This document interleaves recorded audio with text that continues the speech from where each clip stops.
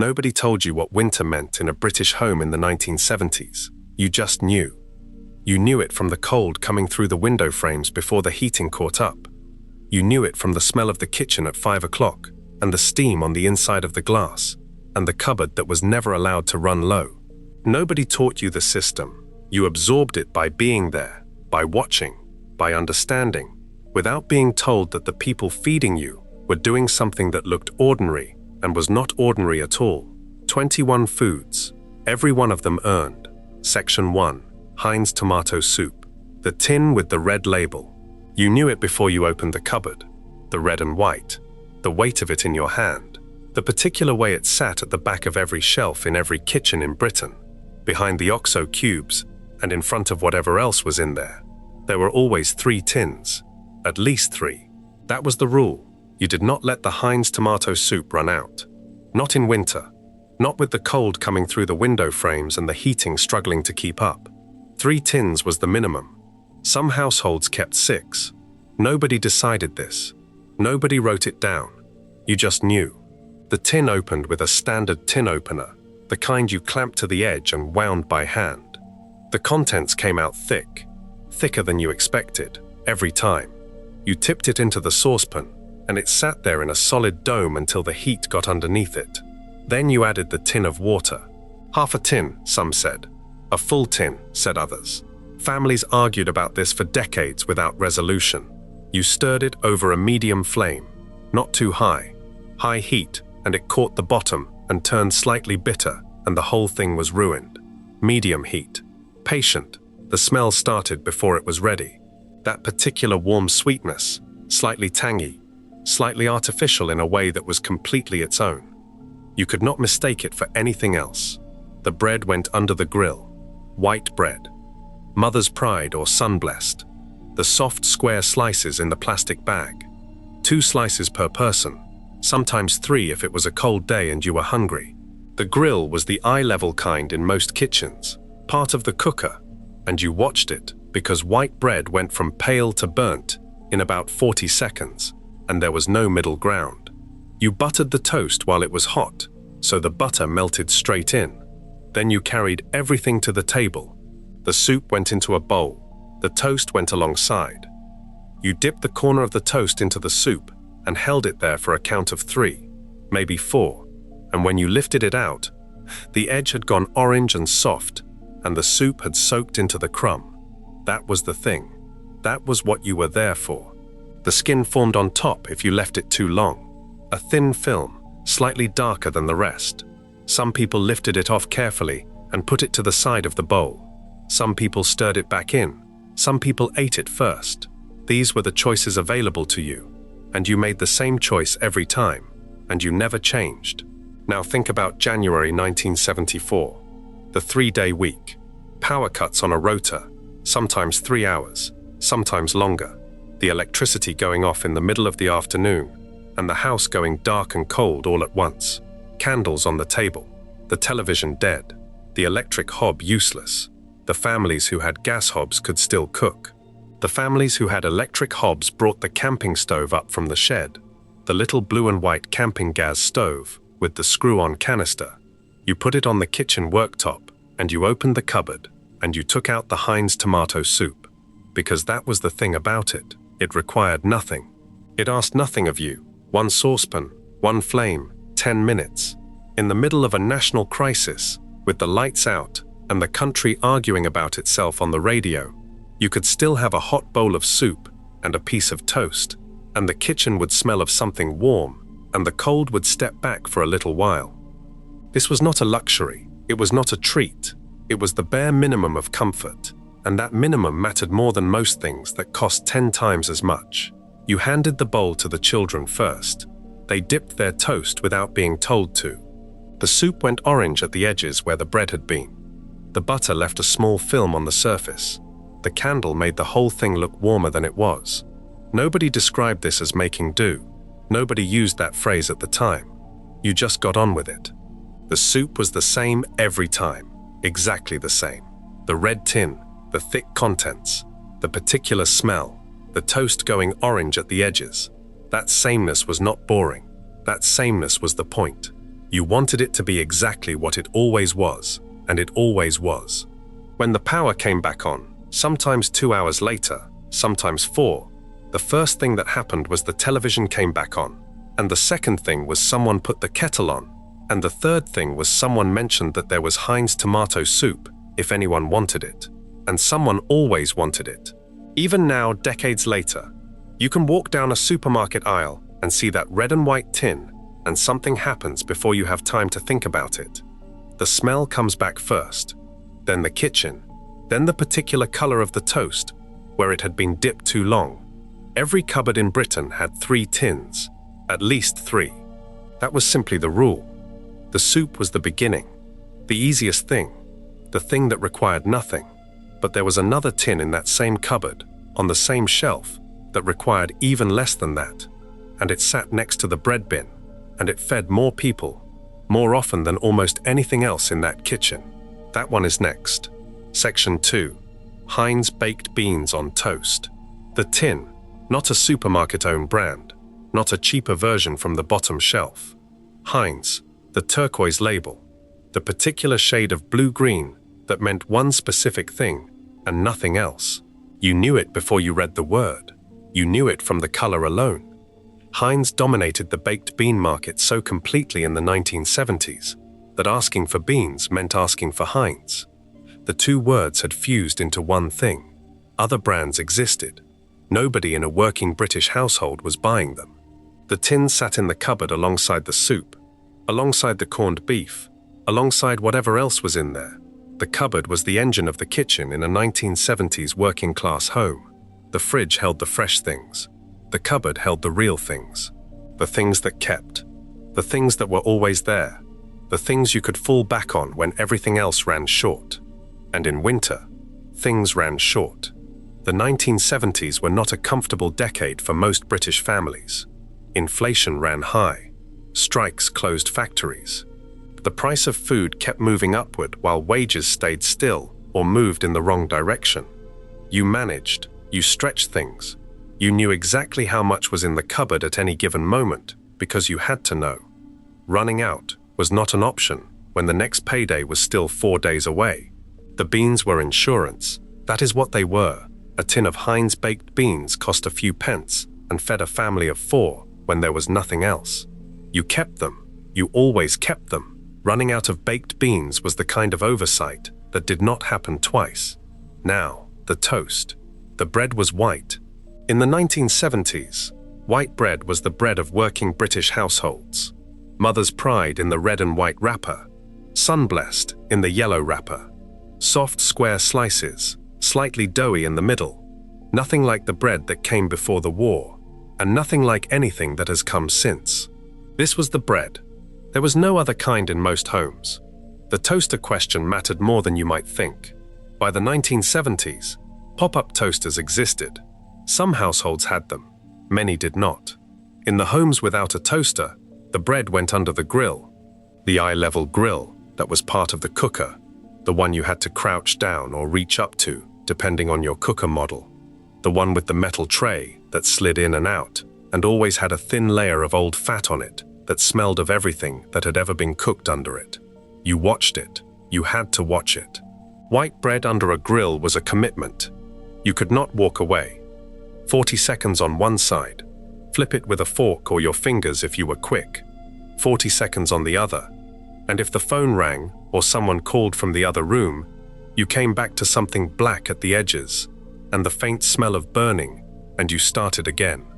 The toast came out and the butter went on immediately. That was the rule. Cold toast and then butter was a completely different thing, and not a good one. Hot toast, butter on, straight away, the butter going in, rather than sitting on top. That was what you were after. The beans went into a saucepan. The full tin, tipped in, medium heat, stirred every so often. They heated faster than the soup, 3 minutes, maybe 4. You did not boil them. Boiling made them go mushy, and the sauce went thin. Medium heat, patient stirring, and they were ready when the sauce started to move on its own in the pan. You poured them over the toast, not next to the toast, over it. The sauce ran to the edges of the plate first, and then pooled in the middle, and the toast went soft underneath almost immediately, and that was fine. That was how it was supposed to go. A wet bottom to the toast was not a problem. It was the whole point. The color of it on the plate, that particular orange-brown, the sauce slightly glossy, the beans sitting in it, uniform, soft, each one exactly like the last, the butter from the toast working its way up into the sauce at the edges, the steam rising for the first 30 seconds. You ate it fast while it was hot. There were variations. A fried egg on top, the yolk broken and running orange through the orange sauce, so the whole thing became richer and more filling, and the plate looked like it had been through something. A slice of processed cheese laid over the beans while they were still hot in the pan so it melted down into them. Heinz also made beans with small pork sausages in the same tin, the little pale sausages sitting among the beans, and this version felt like a step up, like something slightly more considered, a Tuesday instead of a Monday. Some families put the beans on the side of the plate rather than on top of the toast. Those families existed. Nobody argued with them. The preference was noted and accepted, and life continued. The OXO cube lived in the same cupboard as the beans. So did the corned beef. So did the Heinz tomato soup. This cupboard was doing real work in the British winter. While the fridge held things that might run out, the cupboard held things that would not. It was the difference between the things you hoped you had and the things you knew you had. Beans on toast was tea, not dinner. Dinner was Sunday. Dinner involved a joint of meat and a table set properly, and everyone sitting down at the same time. Tea was Monday through Saturday, and it was what appeared at 5:30 or 6 o'clock when the children came in from school, and the working day was winding down, and there was no time or energy for anything complicated. Tea had to be fast, tea had to be filling, tea had to use what was already in the house, because nobody was going to the shops at 5:30 on a Wednesday. Beans on toast met every one of those requirements without discussion. The children ate it without complaint. That mattered more than anything else about a weeknight meal. Getting food into children who had opinions about food was a negotiation that working parents had no energy for on a cold Tuesday evening. Beans on toast bypassed the negotiation entirely. They ate it. They always ate it. Whatever else they refused on whatever other evening of the week, they ate the beans on toast. There was a version of this meal that happened during the power cuts too. The gas hob worked when the electricity was off. The beans went into the saucepan over the gas flame exactly as normal. The toast was the problem. No electricity meant no grill. The solution was the bread fork. A long-handled toasting fork, or simply a regular fork held at arm's length. The bread held over the gas flame and turned slowly. It went patchy. Some parts caught and went dark. Some parts stayed pale. The result was uneven in a way that made it taste different, slightly smokier, with the dark parts adding something the grill never gave it. You ate that version too, in the dark, with the candle on the table and the rest of the house cold and quiet. The beans the same as always. The toast, different but good. The plate, the same orange-brown. This was not a meal that asked anything of you. It cost almost nothing. It took less than 10 minutes. It fed everyone, and it warmed everyone, and it appeared on the table in the middle of an ordinary week and in the middle of a crisis with exactly the same result either way. Heinz, the turquoise label, 3 tins in the cupboard, always. That was the rule. Everyone knew it. Nobody had to say it. Before we move on, if you're enjoying this analysis, please consider subscribing. It helps the channel tremendously. Both tins so far came from the cupboard, needed no fresh ingredients, and could be made in minutes. The next one came from the cupboard too, but it required something extra from you. A tin opener, a knife, a frying pan, and a certain amount of patience with a key that always broke before the tin was open. The corned beef was waiting, and it had a tin design that caused more frustration in British kitchens than almost anything else that decade. Section 3. Corned beef hash. Every kitchen had one in the cupboard. That tapered tin, wider at the top than the bottom, with slightly curved sides, and a small key soldered flat against the base. You knew the shape before you reached for it. Your hand found it in the dark of the cupboard without looking, because it was always there, and it always felt the same. The key was the first problem. It was always the first problem. You peeled it off the base and slotted the small tab of metal through it, and you began to wind. The key turned, and a thin strip of metal peeled away from the seam around the top, and the lid began to come free. That was how it was supposed to work. That was the design. In practice, the key snapped before the tin was open roughly half the time. The metal strip broke off midway around, and the key came away in your hand, and the tin sat there, half open, with a jagged edge, and the corned beef still locked inside. You finished it with a knife. Everyone had done this. Everyone had the small cut on the side of their hand, from where the tin edge caught them at some point. You worked the knife around the remaining seam carefully, or not carefully, and eventually the lid came free, and you set it aside somewhere it would not cut anyone else, and you looked at what was inside. The corned beef sat in a solid block. Pink-gray, finely grained, slightly glistening. The smell came up immediately. Salty, slightly metallic, warm even though it was cold. The particular smell of pressed beef that had been sitting in brine and sealed in a tin, a smell that was completely its own, and that you recognized the moment the lid came free. You turned the tin upside down over a board, and the block came out in one piece if you were lucky, in 2 or 3 pieces if you were not. Either way, you had your corned beef and your board and your knife. You diced it. Rough cubes, about the size of the top of your thumb. Not neat, not precise. This was not a meal that required precision. It required a hot pan and enough time to let things go crispy at the edges, and that was the entirety of the skill involved. The potatoes went in first.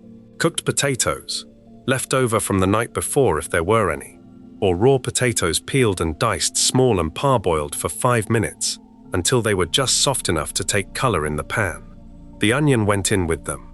1 large onion, diced, softened in the fat until it went translucent and sweet and slightly golden at the edges. The fat in the pan mattered. In the 1970s, the fat was lard, not butter, not oil, not any of the things that came later. Lard, the white block from the cold shelf at the butcher or the supermarket. A spoonful of it into the pan and melted down before anything else went in. It got hotter than butter without burning. It gave things a particular quality at the edge of the pan, a crispness that nothing else quite replicated. The smell of lard heating was its own specific smell, clean and animal, and familiar in a way that meant food was coming. The potatoes and onions went into the hot lard, and you left them alone for a few minutes. That was the key thing. You had to leave them alone. Moving them around the pan constantly meant they steamed instead of frying, and they went soft and pale, and the whole thing lost its point. You left them. You let the bottom layer sit against the hot pan until it began to color. Then you moved them. Then you left them again. When the potatoes had some color on them, and the onions had gone soft and sweet, the corned beef went in. The rough cubes dropped into the pan and immediately began to break apart in the heat. Corned beef does not hold its shape when it gets hot. It crumbles. The pieces fell apart into smaller pieces and spread through the potatoes and onions, and the whole mass in the pan became one thing rather than 3 separate things. You pressed it down flat with the back of a spatula. You let it sit. The bottom layer against the pan went brown, and then darker brown, and then, if you left it long enough and the heat was right, it went almost black at the very edges, and that was what you were after. Not burnt, not ruined. That dark crust at the edge of the pan, where the fat had gone, and the meat had caramelized against the iron or steel. You worked the spatula underneath and turned sections of it over. Not the whole thing at once, sections. Some parts came up intact with a dark crust underneath. Some parts crumbled further and spread. The pan looked chaotic and right. The smell by this point had filled the kitchen completely. The salt of the corned beef, the sweetness of the cooked onions, the fat smell of the lard, and underneath all of it, a deep savory brown smell from the crust forming against the pan. The egg was optional. In many households, it was not optional. A fried egg on top of the finished hash, the white set and the yolk still soft, so that when you broke it with your fork, the yolk ran orange through the brown, and the whole plate became richer and more filling. The egg went into the same pan after the hash came out, into whatever fat remained, and it was ready in 2 minutes. You ate it from a plate with a fork. Some people ate it with bread alongside to mop the plate at the end. Some people put brown sauce over it, HP or Daddy's, the thick brown sweetness of it cutting through the salt of the corned beef. Some people ate it plain. It did not need anything. It was already complete. This was a meal that had come forward from the war years and had not left. Corned beef had been a wartime staple in Britain, reliable and available when fresh meat was not, and by the 1970s, it had been in British cupboards for 30 years without interruption. The generation that had learned to cook with it during rationing had passed the habit to their children, and their children had kept it, not out of necessity exactly, but out of the deep familiarity that comes from eating something your whole life. It cost almost nothing.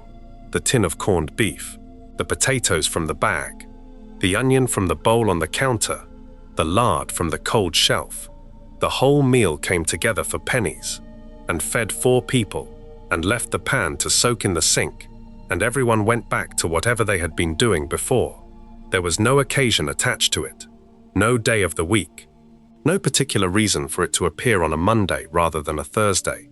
It appeared when the fridge was low and the cupboard was full, and someone needed to put a meal on the table without going to the shops. It appeared when the week had been long and nobody wanted to think too hard about what to cook. It appeared because the tin was there, and the potatoes were there, and the pan was there, and that was reason enough. The key snapped, the knife finished the job, the block came out of the tin, the pan went on the hob. 20 minutes later, there was food on the table. That was the whole of it. The corned beef tin required a key, and patience, and a knife, and a certain acceptance that the process was going to draw blood at some point. The next tin in that same cupboard required none of that. It opened with a standard tin opener. The contents went directly into the oven. The pastry puffed up on its own, and dinner was ready, without anyone standing over a hot pan. Fray Bentos had solved a problem that millions of working British families did not even know they needed solving. And once they discovered it, the flat round tin became as permanent a fixture in the cupboard as the corned beef and the soup. Section 4. Fray Bentos, pie.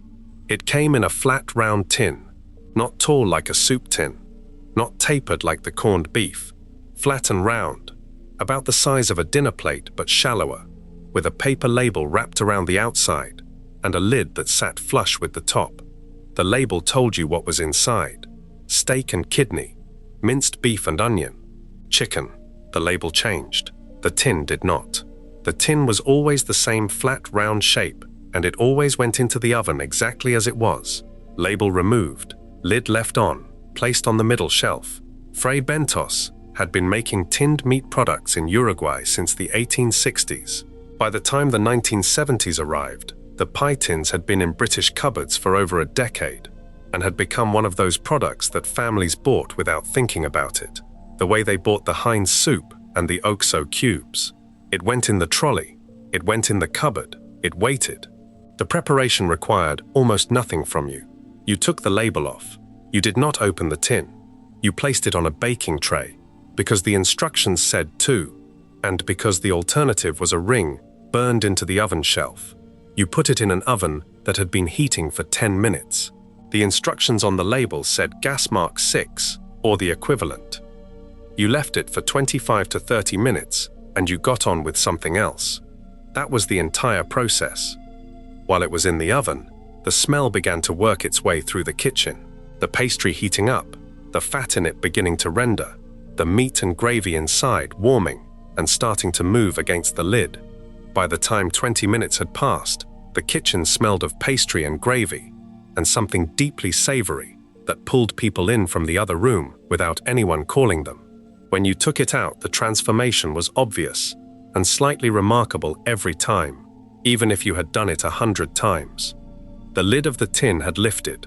The puff pastry, which had sat flat and pale when the tin went in, had risen up through the hole in the lid and turned golden brown on top. Not completely flat anymore. Puffed and golden, slightly uneven across the surface, with the edges where the pastry met the tin rim gone a darker brown, almost catching. You cut through the pastry with a knife, and the steam came out first. A solid column of it, straight up, carrying the smell of the gravy with it. Then the filling, chunks of meat in thick dark gravy, the gravy having reduced slightly during the cooking, so it clung to the meat rather than running. The kidney in the steak and kidney version had gone soft and dark and had taken on the gravy completely. The minced beef and onion version had a slightly looser filling, the mince broken down into the gravy, the onion barely there as a separate thing anymore, just sweetness worked into the whole. The bottom of the pastry was the point of division in most families. The top was golden and crisp, and nobody argued about the top. The bottom was different. The bottom of the Fray Bentos pastry sat directly in the tin, surrounded by gravy, and it did not go crisp. It stayed soft, slightly doughy. It absorbed the gravy from underneath so that it tasted of the filling rather than of pastry. Some people found this the best part. The pastry had become something between bread and pastry, soaked through with gravy, dense and rich, nothing like the top at all. Other people scraped it to the side of their plate and left it there. Both responses were common, and neither was wrong. You served it with whatever was going. Mashed potato most often. The mash made with butter and full-fat milk, smooth enough that it held a pool of the extra gravy from the tin when you poured it over. Tinned peas alongside, or fresh cabbage boiled until soft, and dressed with a small knob of butter and a little salt. The gravy from the tin was enough for the whole plate. You did not need to make a separate gravy. That was part of what made the Fray Bentos pie the thing it was. The tin itself stayed on the table sometimes. Not as a serving dish exactly, but because the gravy left in the bottom of the tin was worth having, and someone would get to it eventually, with a spoon or a piece of bread.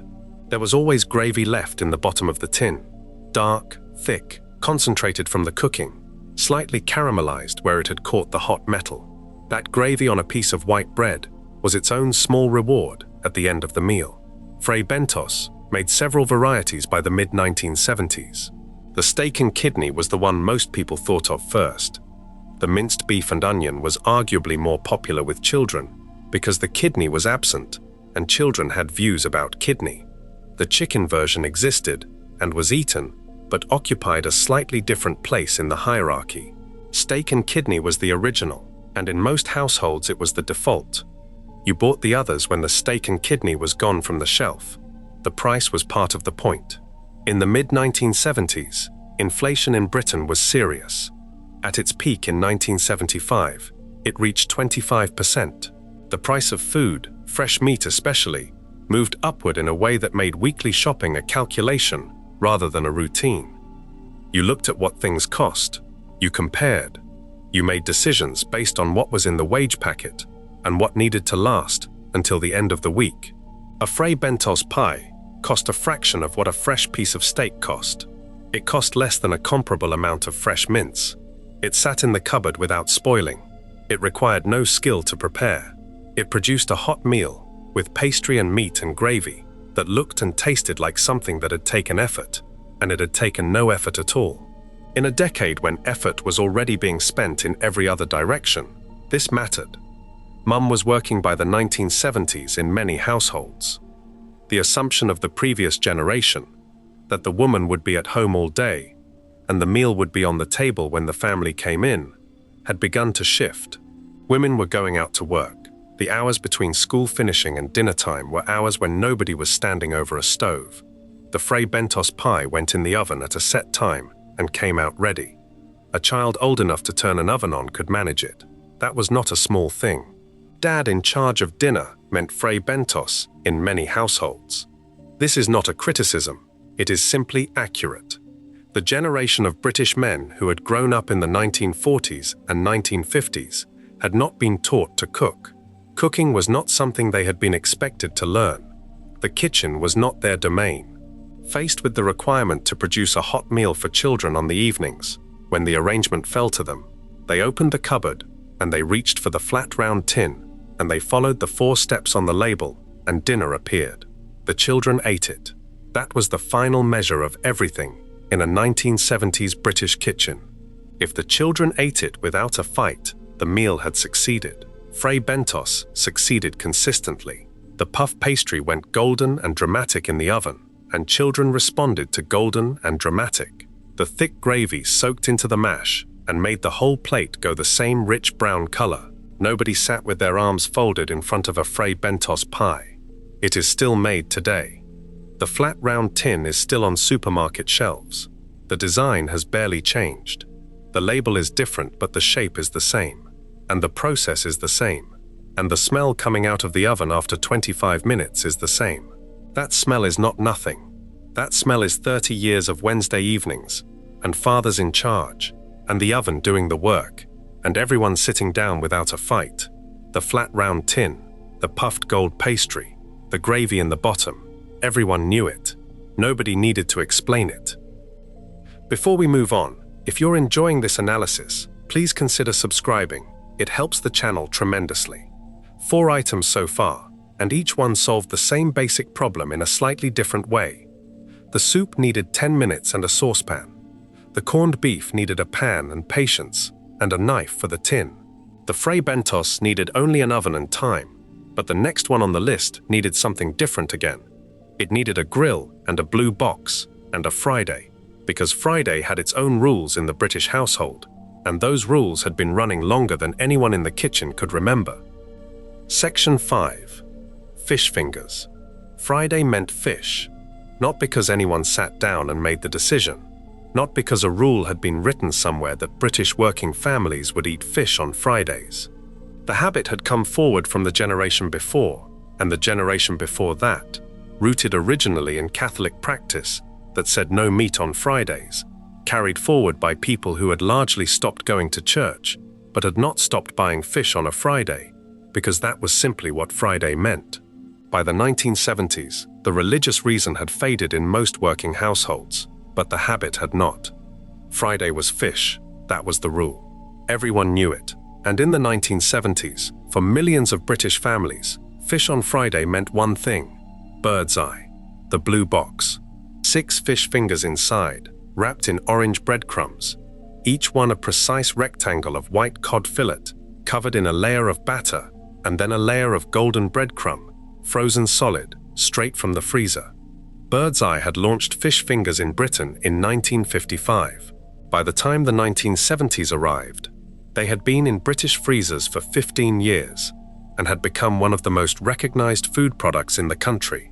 The blue box was as familiar as the Heinz tin. You did not have to think about it.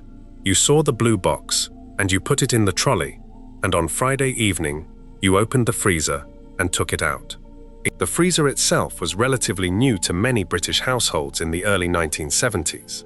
Freestanding chest freezers and upright freezers had become more available and more affordable through the late 1960s, and by the mid-1970s, a large number of working families had one, either in the kitchen, or more commonly in the garage, or the utility room, or the understairs cupboard. The bird's eye fish fingers lived in their blue box, waiting for Friday. 6 fingers per person was the standard. For a family of 4, that was the large box, or 2 smaller ones. You took them out frozen, and you did not defrost them.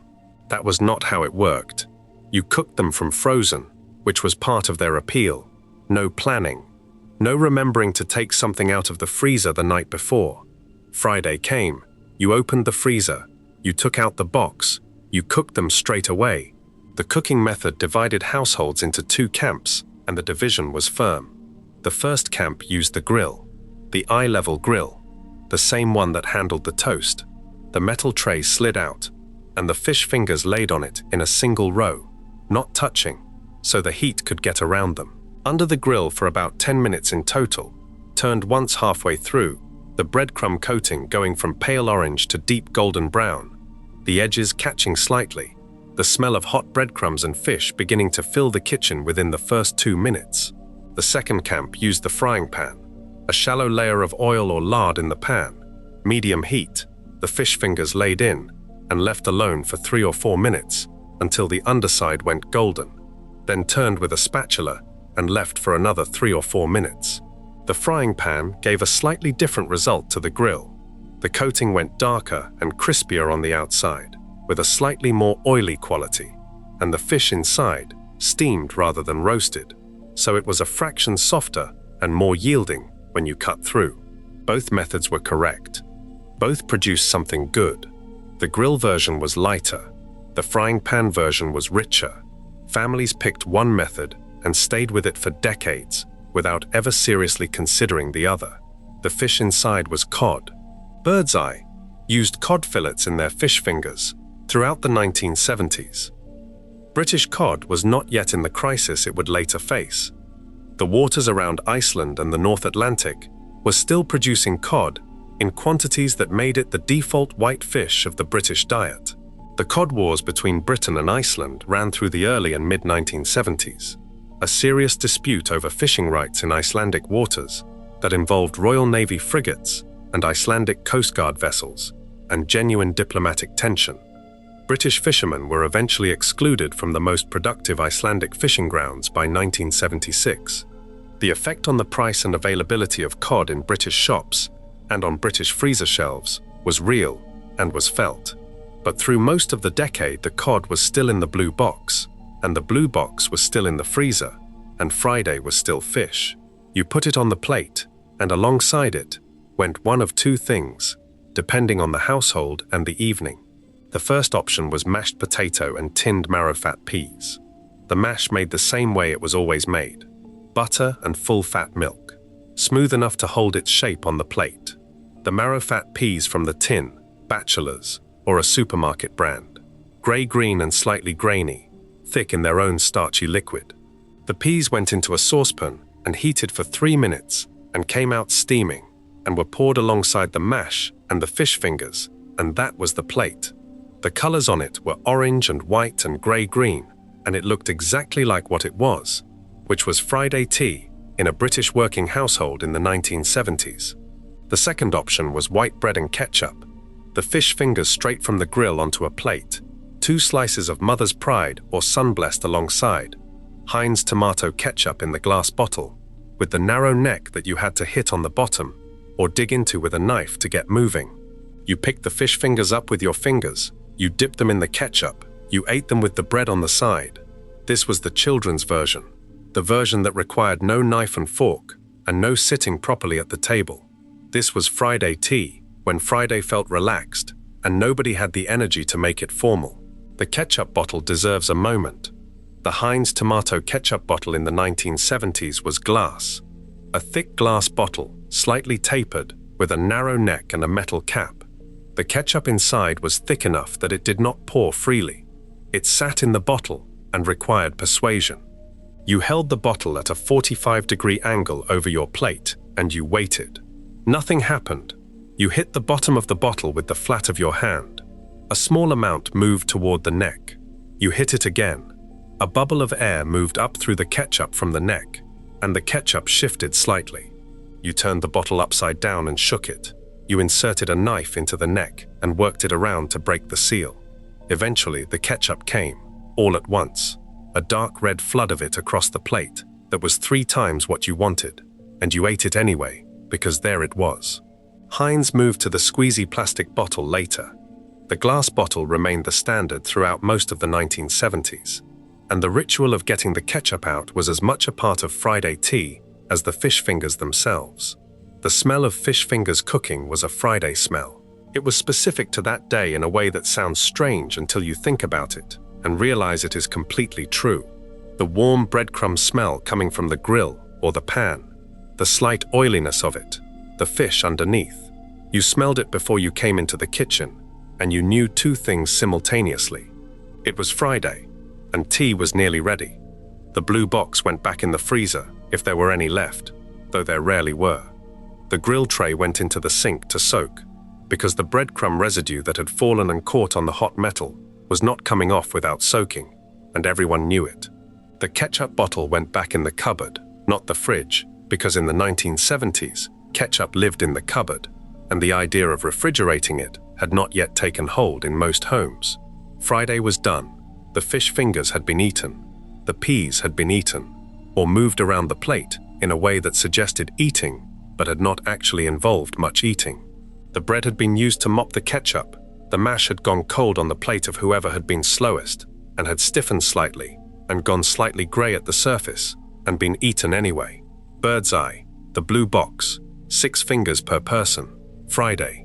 That was the rule. Everyone knew it. Nobody questioned it.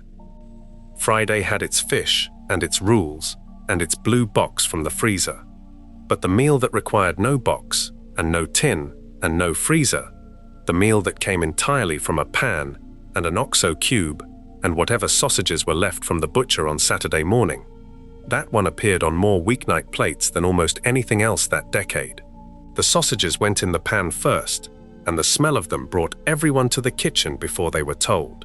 Section 6. Sausage and mash. The sausages went in the pan first. That was always the order. Not the onions, not the mash, not the gravy. The sausages first because they took the longest, because they needed low heat and patience, and the kind of slow turning that only worked if you had started them early enough. Rush a sausage and you got something pale and tight and slightly raw in the middle. Give it time and you got something dark and split at the seam and yielding all the way through, the fat rendered out into the pan and the skin gone from pink to deep golden brown in the places where it had sat against the hot metal. Pork sausages. That was what went in the pan. Not beef sausages. Not the cheap mixed meat variety that appeared in school canteens and on institutional plates. Pork sausages from the butcher, if there was a butcher still open on your street, which in the 1970s there often still was. The local butcher made his own.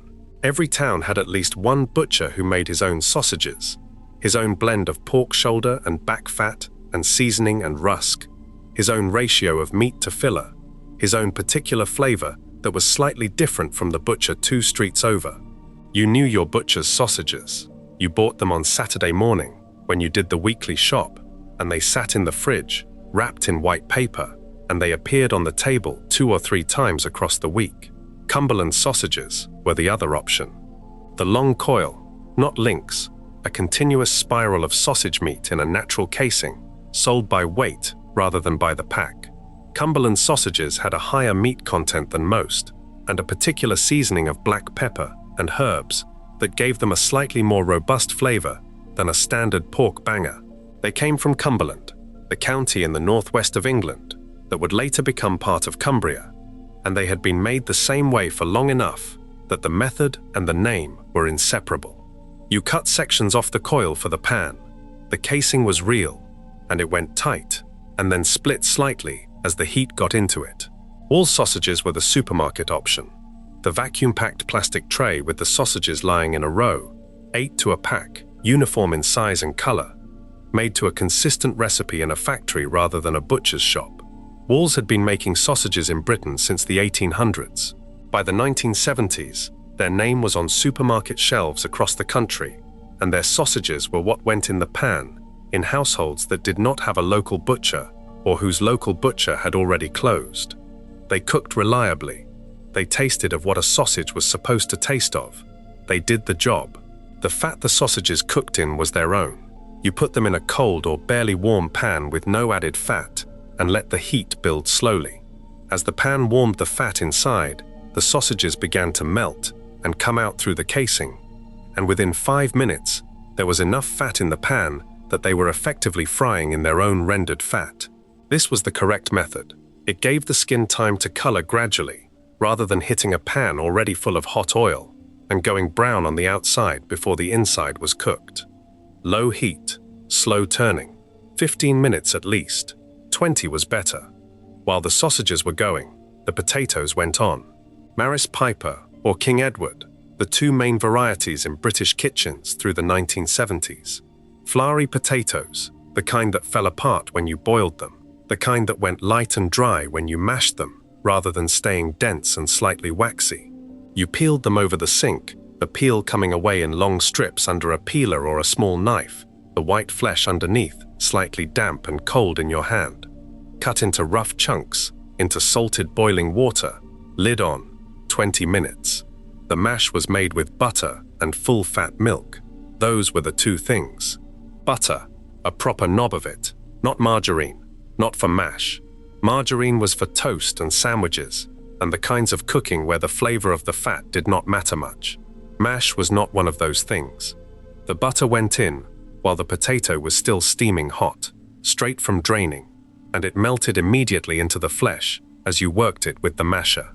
Then the milk, warmed slightly in the same pan you had just emptied, poured in a little at a time while you kept mashing until the potato came together into something smooth and slightly glossy and heavy enough to hold a shape on the plate, but loose enough that it would spread slowly under the weight of the gravy. The masher itself was a specific object, a flat grid of metal or a curved plate with holes in it, on a long handle, the kind that required real downward force to work properly. You pushed it through the hot potato and turned the bowl, and pushed again and turned again until the lumps were gone. There were always 1 or 2 lumps that survived. In most households this was accepted. The lumps were part of mash. Anyone who told you otherwise had not grown up eating it. Now the gravy. The OXO cube came out of its red foil wrapper. Each cube was divided into 2 halves by a line scored across the middle, and you could use 1 half for a smaller amount of gravy, or the whole cube for a full pan. For sausage and mash, you used the whole cube. You dropped it into a jug, or directly into the saucepan, and poured boiling water over it, about half a pint, and stirred until the cube dissolved. The cube broke apart in the hot water and turned it dark brown immediately, a rich dark color that smelled of beef and salt, and something slightly artificial that was completely its own. OXO cubes had been in British kitchens since 1910. By the 1970s, they were as fundamental to the weekly shop as the bread and the butter. You kept them in the cupboard in their small cardboard box, the individual cubes in their red foil wrappers lined up inside. Running out of OXO cubes was the kind of thing that did not happen in an organized household because you bought a new box before the old one was empty.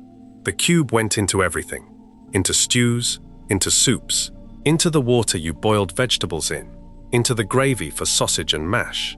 The onions went into the sausage pan after the sausages came out and rested on a plate. The fat still in the pan from the sausages was enough to cook the onions in. 1 large onion, sliced into half rings, dropped into the hot fat and stirred. They went into the fat and immediately started to soften, going from sharp and white to translucent and golden over about 8 minutes. When they were soft and slightly colored, you added a spoonful of plain flour, stirred it through the onions and the fat until it cooked out for a minute, then poured in the OXO stock and stirred constantly while it thickened. The flour in the fat caught the liquid and pulled it into a gravy as it heated, going from thin brown liquid to something that coated the back of a spoon within 2 or 3 minutes of stirring. That was the onion gravy. Dark, thick, smelling of the sausage fat it had been built in, and the OXO cube, and the sweet softened onions. It went over everything on the plate, over the sausages, and over the mash, and into the spaces between them, and it pooled slightly at the edges of the plate, and the bread, that was sometimes on the side of the plate, went into that pool at the end of the meal. The plate came together in a particular order. Mash first, a mound of it slightly off-center. Sausages alongside, 2 or 3 of them, the split seams showing where the casing had given way during cooking. Gravy poured over the top of both, the dark liquid running down the sides of the mash and spreading across the plate. Peas sometimes, tinned marrow-fat peas heated in a saucepan, grey-green alongside the brown and white of the rest of the plate. This was not a meal that required explanation. Nobody sat down to sausage and mash and wondered what it was or what it meant. It was exactly what it looked like. It was filling and warm, and it appeared on weeknight plates across Britain so consistently through the 1970s that its absence would have been more notable than its presence. The sausages had come from the butcher on Saturday, or the Wall's packet from the supermarket. The potatoes had come from the bag under the sink. The OXO cube had come from the cupboard. The butter had come from the fridge. The whole meal had cost very little and taken less than 30 minutes once you knew the order of things. You put the sausages in first, low heat, slow turning, patience. Everything else followed from that. Before we move on, if you're enjoying this analysis, please consider subscribing. It helps the channel tremendously. Sausage and mash required a butcher or a supermarket and a bag of potatoes and 20 minutes of standing at the hob. The next meal on the list required something different. It required a whole afternoon. It required an earthenware pot and a low oven, and the particular discipline of putting something on before you went out and trusting it to manage itself, while the rest of the day happened around it. Lancashire Hot Pot asked more of you than anything that had come before it. What it gave back justified every hour.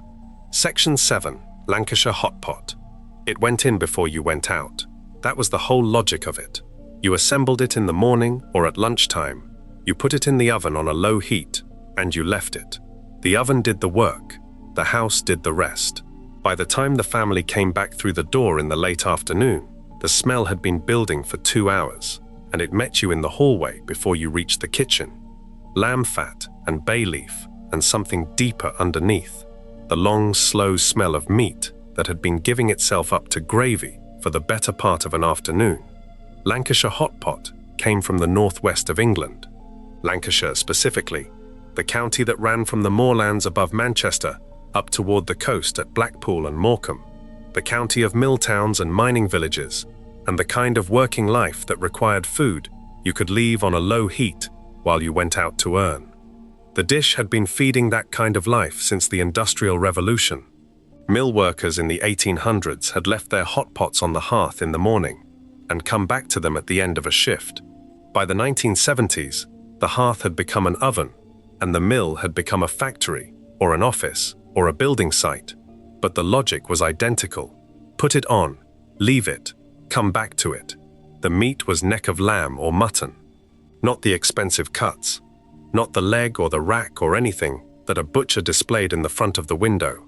Neck of lamb was a cheap cut, full of connective tissue and fat running through the meat, the kind of cut that was tough and chewy if you cooked it quickly, and transformed into something completely different if you cooked it slowly.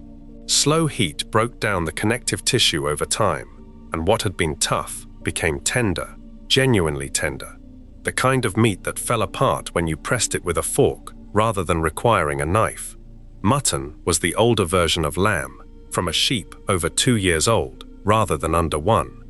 In the 1970s, mutton was still available from butchers who stocked it, slightly cheaper than lamb, with a stronger flavor, the kind of flavor that filled the whole pot rather than sitting quietly in the background.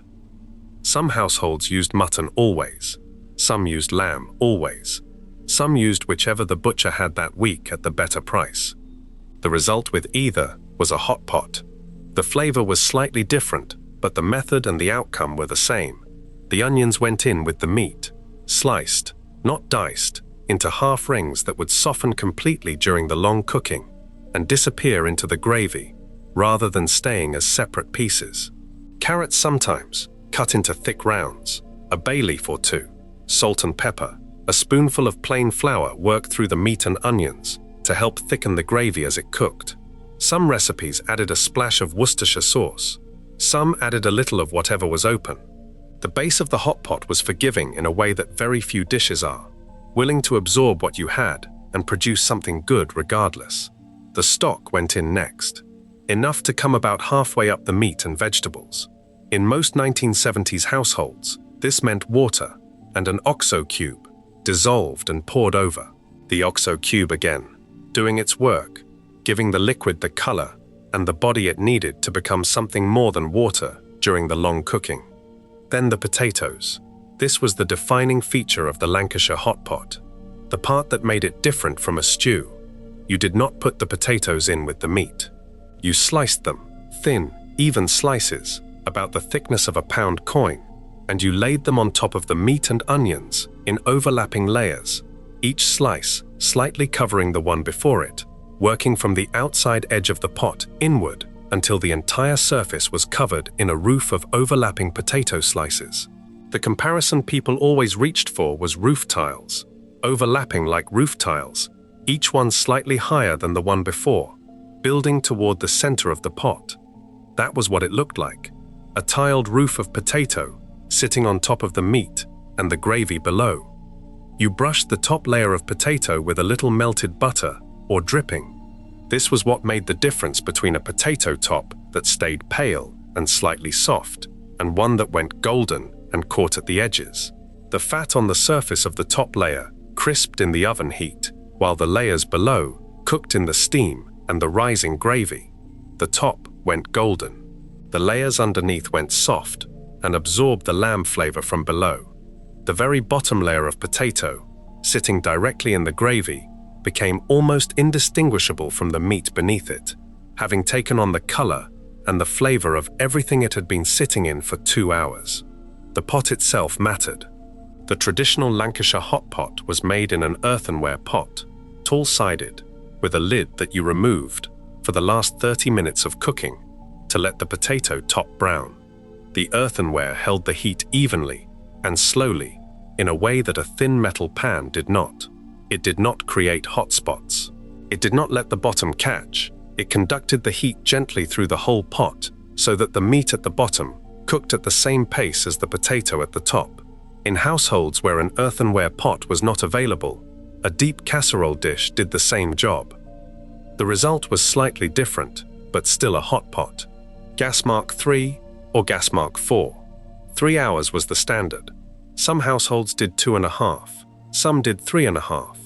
The time was flexible at the margins because the low heat meant the difference between 2.5 hours and 3 hours was not the difference between undercooked and right.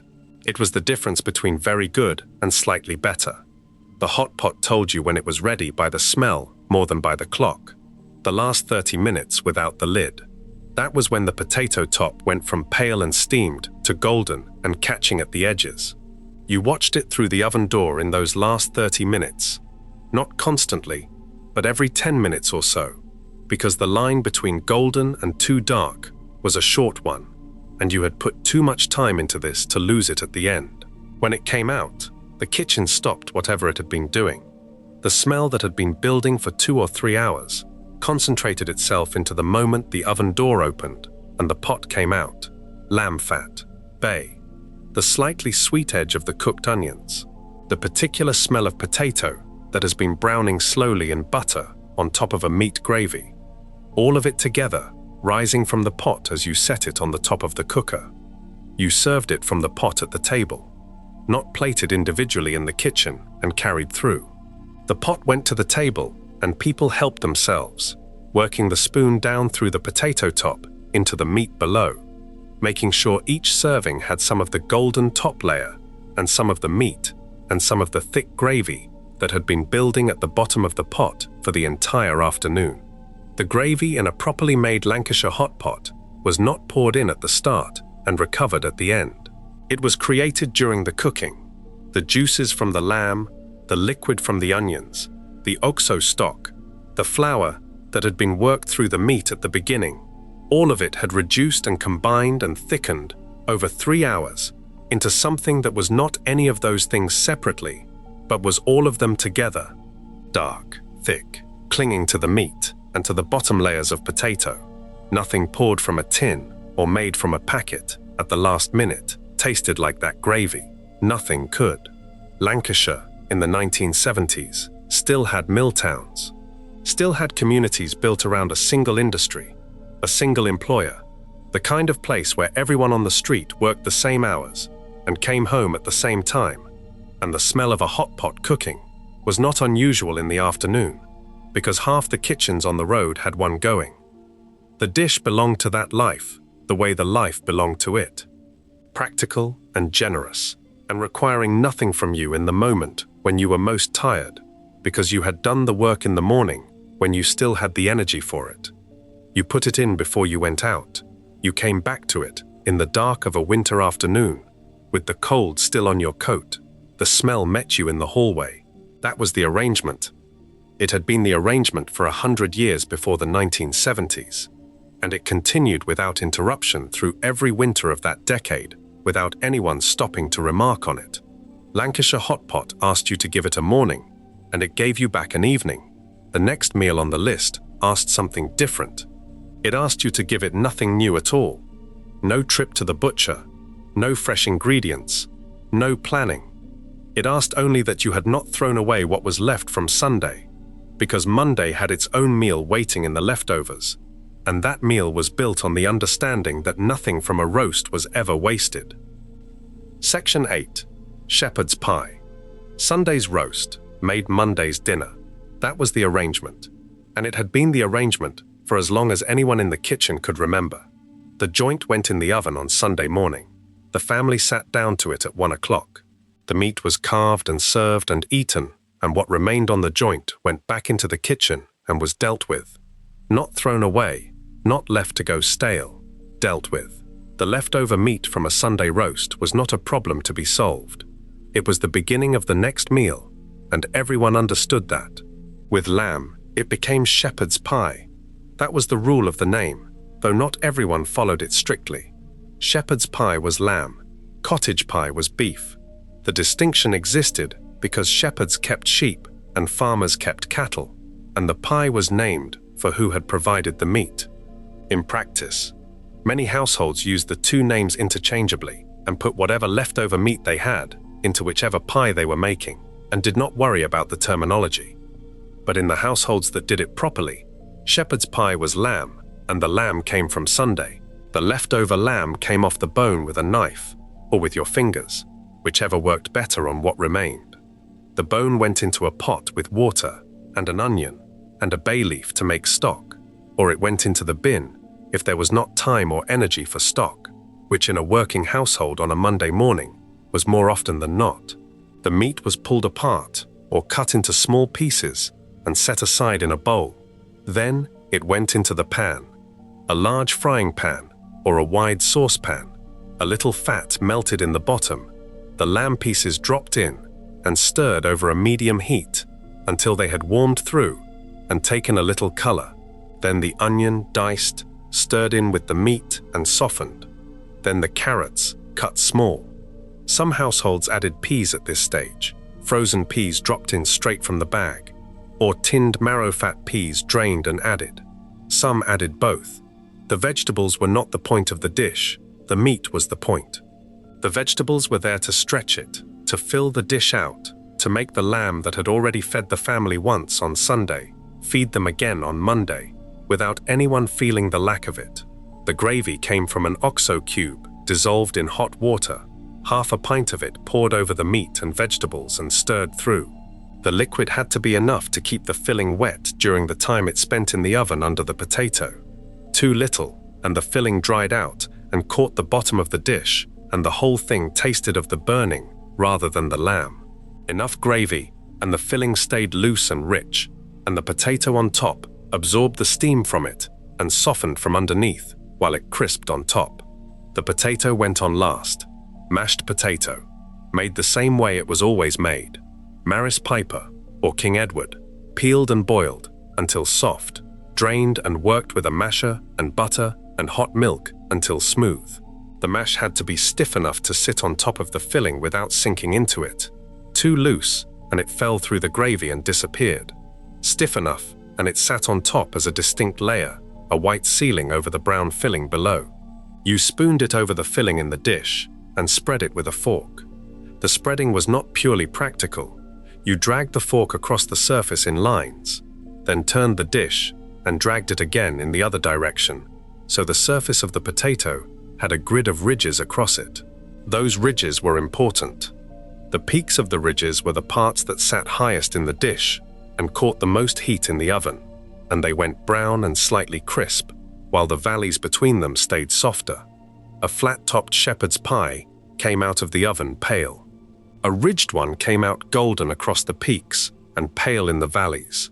And the contrast between the two was the surface of every shepherd's pie that was made properly in every kitchen of that era. The dish went into a moderate oven, gas mark 4 or 5, 30 to 35 minutes, long enough for the filling to heat through completely and for the potato top to go golden at the ridges, and for the gravy to start bubbling up at the edges of the dish, visible at the sides where the potato did not quite reach the rim. That bubbling at the edges was the sign. When the gravy appeared at the sides of the dish, dark and just beginning to bubble, the shepherd's pie was ready. Not before. You could look at the potato top and judge it by color, but the edges told you more accurately that the heat had gone all the way through. The bubbling gravy meant the filling was hot and moving, and the whole thing could come out of the oven and go straight to the table. It went to the table in the dish it had been cooked in, not plated in the kitchen. The dish came to the table on a folded tea towel because the ceramic was hot. and people served themselves from it with a large spoon that went through the potato crust and down into the filling below and came up with both layers together. The ideal spoonful had potato on top and meat and gravy below, and the two things mixed together on the plate as you ate, rather than being kept separate. The dish it was cooked in mattered in a practical way. Most households had a rectangular ceramic baking dish, white or cream, with slightly sloping sides, deep enough to hold a generous layer of filling and still have room for the potato on top. This dish was used for shepherd's pie and cottage pie and bread and butter pudding and a number of other things that required oven cooking in a deep rectangular vessel. It was one of the most used items in the kitchen, and it showed it. The glaze on the interior of these dishes in most 1970s kitchens had a network of fine cracks running through it from years of going in and out of hot ovens. Brown staining at the edges from years of gravy bubbling over and catching slightly. The dish was not decorative, it was functional, and it looked it. Monday meant shepherd's pie in the households where Sunday had meant roast lamb.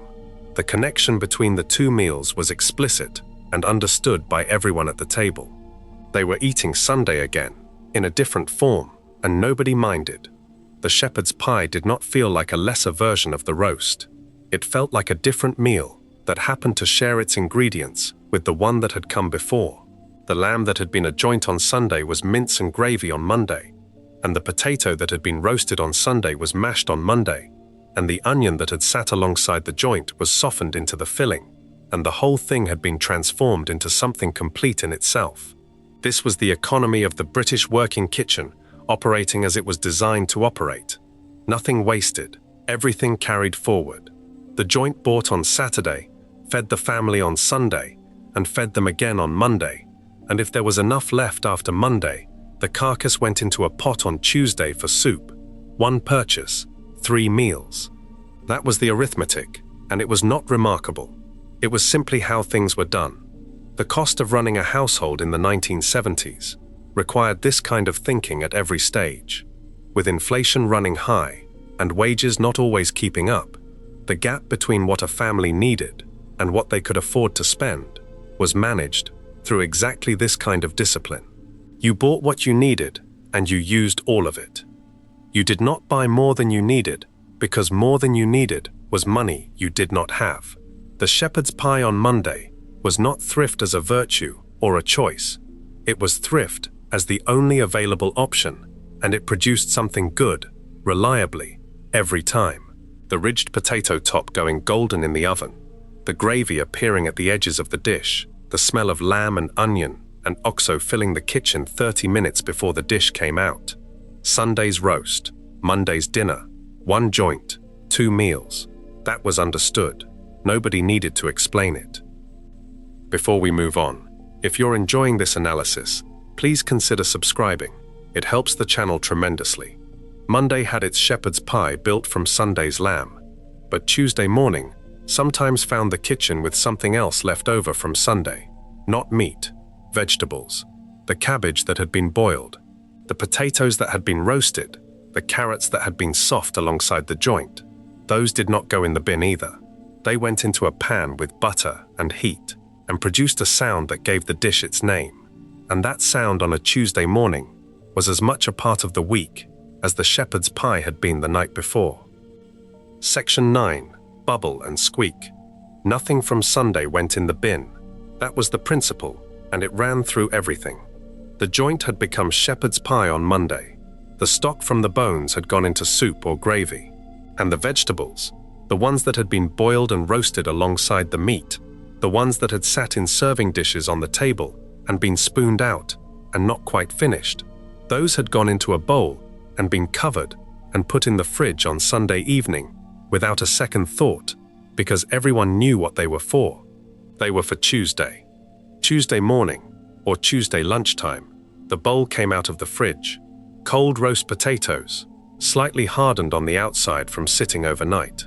Cooked cabbage, dark green and soft, compressed down to almost nothing in the bowl from the weight of its own moisture. Carrots, if there were any, soft and slightly sweet from the roasting. Brussels sprouts if it was winter.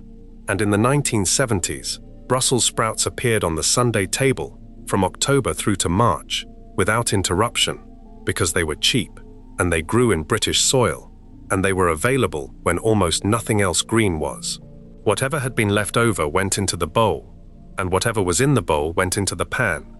The pan went on the hob with butter, real butter, a generous amount of it, because this was the fat that was going to create the crust, and the crust was the entire point of the exercise.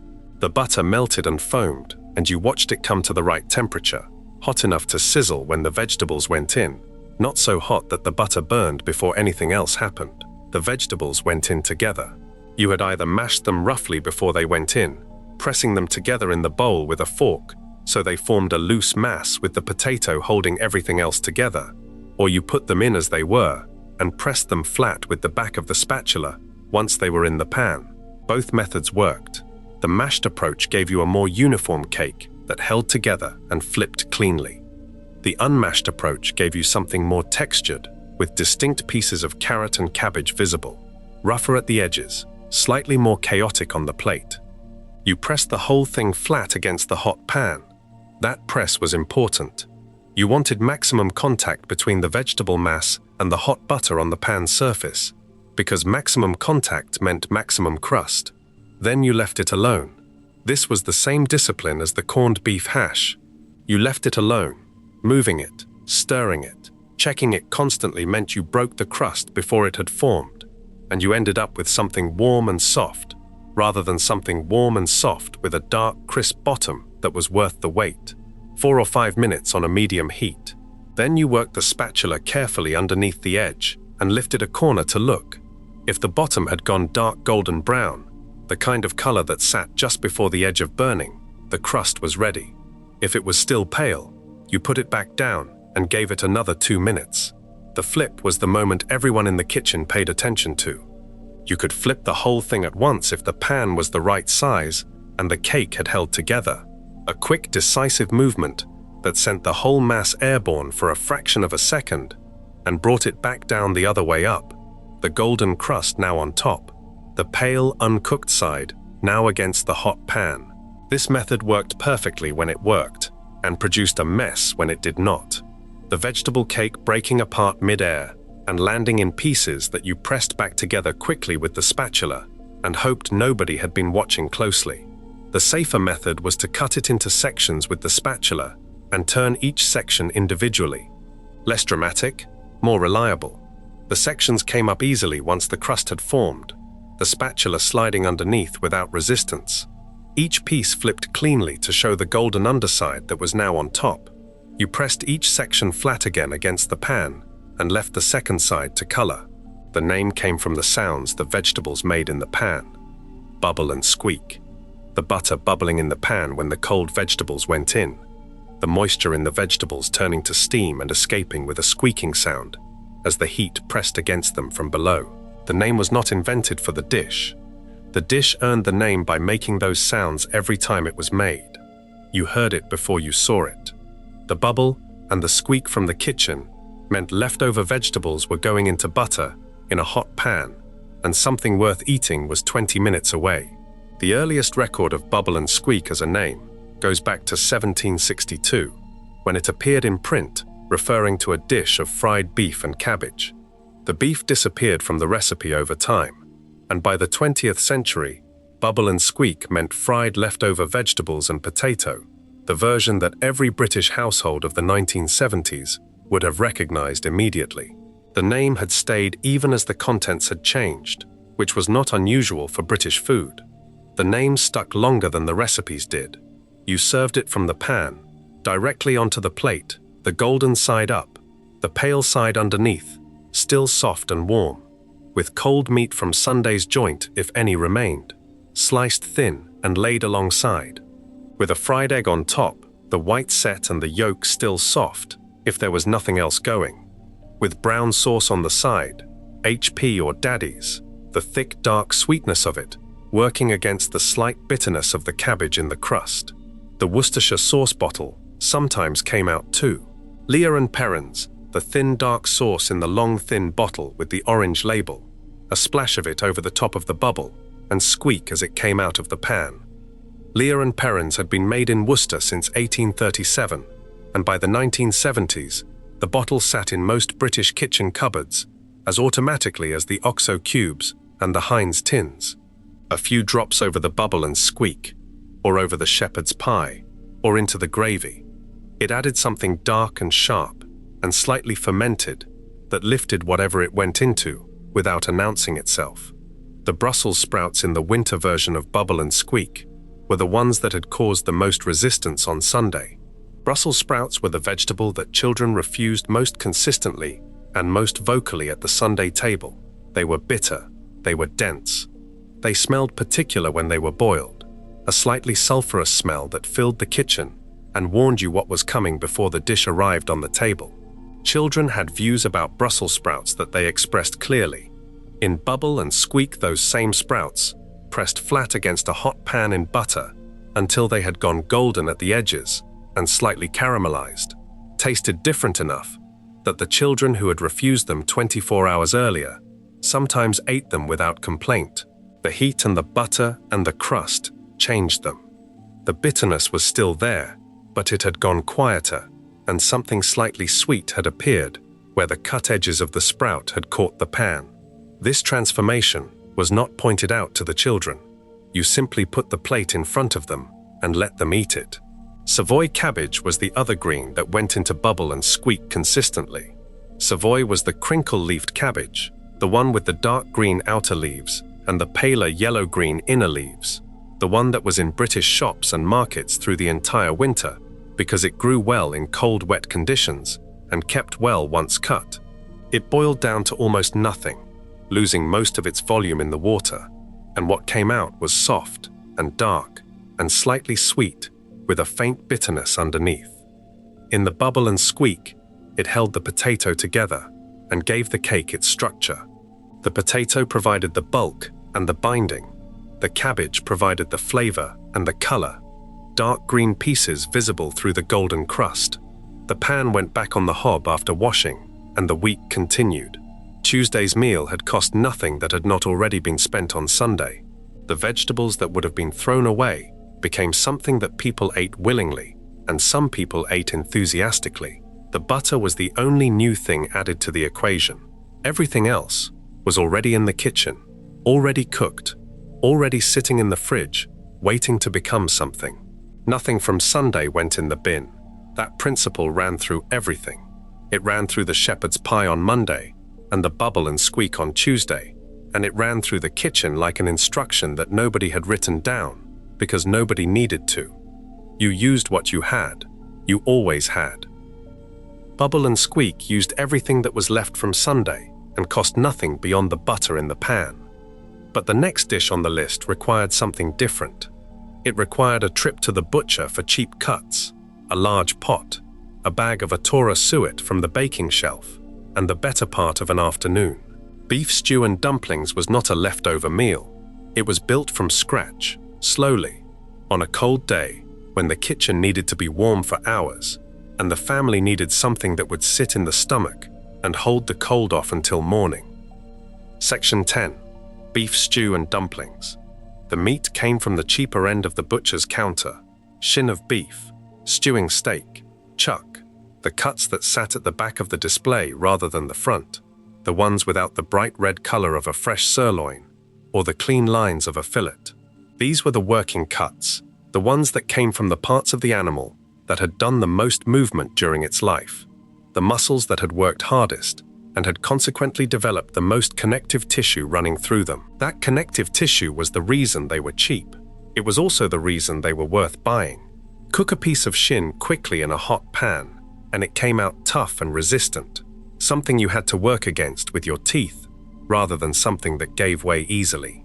Cook that same piece of shin in liquid on a low heat for 2 hours, and the connective tissue broke down completely, dissolved into the surrounding liquid and thickened it, while the muscle fibers themselves softened to the point where the meat fell apart without any pressure at all. The long, slow cooking did not compromise the cheap cut. It revealed what the cheap cut was actually for. It was for exactly this. The butcher knew this. He sold these cuts to working households every week through every winter, and he knew what they were going to be used for. In towns that still had a local butcher in the 1970s, which was most towns, the butcher knew his customers by name and knew what they bought, and sometimes cut the stewing steak into the right-sized pieces before wrapping it, because he knew that was what she wanted. That relationship between the butcher and the household was still functioning in the early 1970s in a way that it would not be by the end of the decade, when supermarkets had taken enough trade that the smaller independent butchers began to close. The meat came home wrapped in white paper, tied with string, and it went straight into the pot or into the fridge until morning.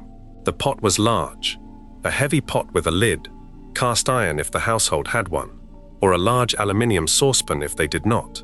The cast iron pot held and distributed heat more evenly than the aluminium, which developed hot spots on the base that could catch the meat if you were not careful. But both worked and both produced a stew, and most households used whatever large pot they owned without giving much thought to the material it was made from. A small amount of lard or dripping went into the bottom of the pot and heated until it shimmered. The meat went in batches, not all at once. This was the step that most people who made a poor stew skipped. If you put all the meat in at once, the temperature of the fat dropped immediately, and the meat sat in warm fat and steamed rather than searing. Steamed meat went grey and stayed grey. Seared meat went brown on the outside, a deep mahogany brown, and that browning added a flavour to the finished stew that steamed meat never could. You did the meat in batches, each batch going in with space around the pieces, left alone for 2 minutes until the underside coloured, then turned and coloured on the other side. Each finished batch came out of the pot and went on a plate while the next batch went in. When all the meat was browned, the onions went in. A large onion, diced, softened in the fat that remained in the bottom of the pot with all the browned meat residue still in it. That residue, the dark sticky bits on the bottom of the pot from the browning, was flavour. The onions released moisture as they softened, and that moisture lifted the residue off the bottom of the pot and incorporated it into the onions. You could see it happening, the dark bits dissolving up into the liquid around the onions as they cooked, the whole bottom of the pot going a rich dark brown colour. The carrots went in next, cut into thick rounds, not thin slices. Thin slices dissolved during the long cooking and disappeared. Thick rounds held their shape for most of the cooking time and were still identifiable on the plate, soft but intact, having absorbed the flavour of the surrounding liquid over 2 hours. The bisto went in now. Bisto gravy powder had been in British kitchens since 1908. The brown granules in the tin with the red and yellow label, the picture of children following a smell that floated toward them in visible waves.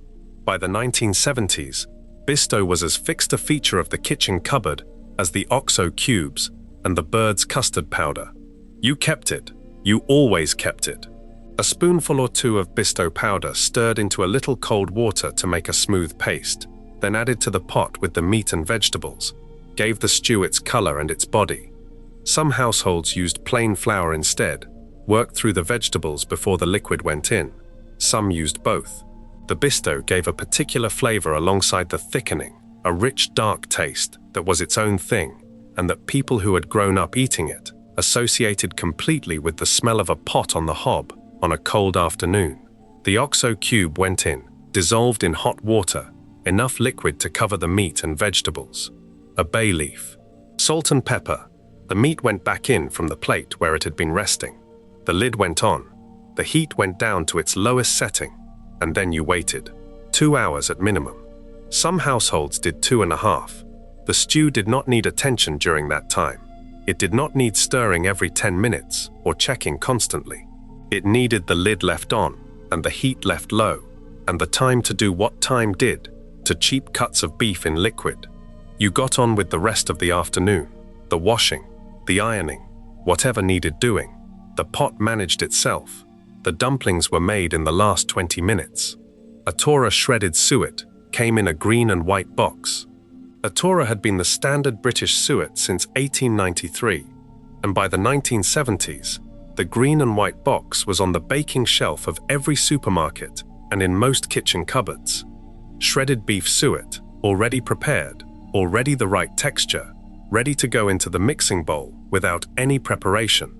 The dumpling mixture was simple. a torus suet and self-raising flour in equal amounts by weight, a pinch of salt, cold water added a little at a time until the mixture came together into a soft dough that was slightly sticky but held its shape when you rolled a piece between your palms. You did not overwork it. Overworking made the dumplings dense and heavy in a bad way. Handled lightly and briefly, the dough stayed open enough that the dumplings puffed during cooking. You rolled the dough into balls between your palms, roughly the size of a golf ball, perhaps slightly larger. They did not need to be identical. This was not cooking that required precision. 8 balls, 10 balls, depending on how many people were sitting down and how hungry they were. Each ball dropped into the stew with the lid off, sitting on top of the meat and vegetables, not pushed under the surface. The lid went back on, and the heat came up slightly. 20 minutes.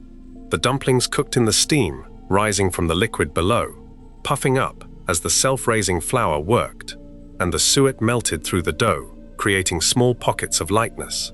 When the lid came off after 20 minutes, the dumplings had roughly doubled in size and gone from white to pale gold, slightly shiny on the surface from the steam, sitting on top of the dark stew like pale clouds over brown water. You served it in deep bowls or on plates with a rim deep enough to hold the liquid. The meat by this point was in pieces rather than chunks, having given up its structure to the 2 hours of heat. The carrots were soft and dark at the edges from the gravy. The gravy itself was thick enough to coat the back of a spoon, dark brown, smelling of bisto and bay leaf, and the long, slow breakdown of beef fat into liquid. 1 or 2 dumplings per bowl, sitting in the gravy, their undersides having absorbed the liquid so they were soft all the way through, their tops still slightly more structured from the steam cooking. White bread on the side to mop the bowl at the end. There was always gravy left in the bowl when the meat and the dumplings were finished, and the bread dealt with it. A thick slice of mother's pride pulled through the dark gravy in the bowl, going brown and heavy with it. Outside the kitchen, the winter did what winter did.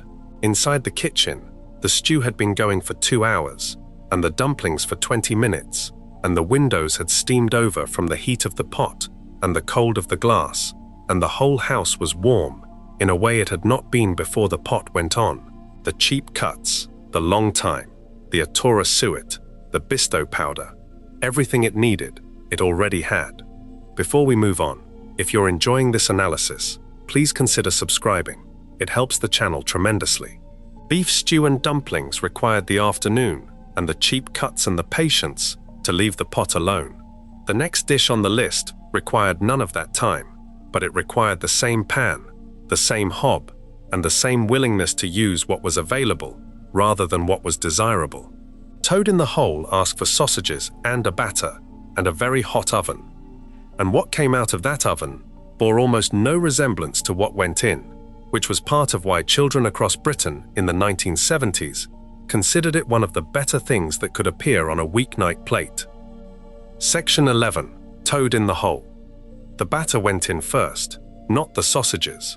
The batter had to rest before anything else happened, sitting in the bowl for at least 30 minutes, while the fat in the roasting tin got hot enough in the oven to do what it needed to do.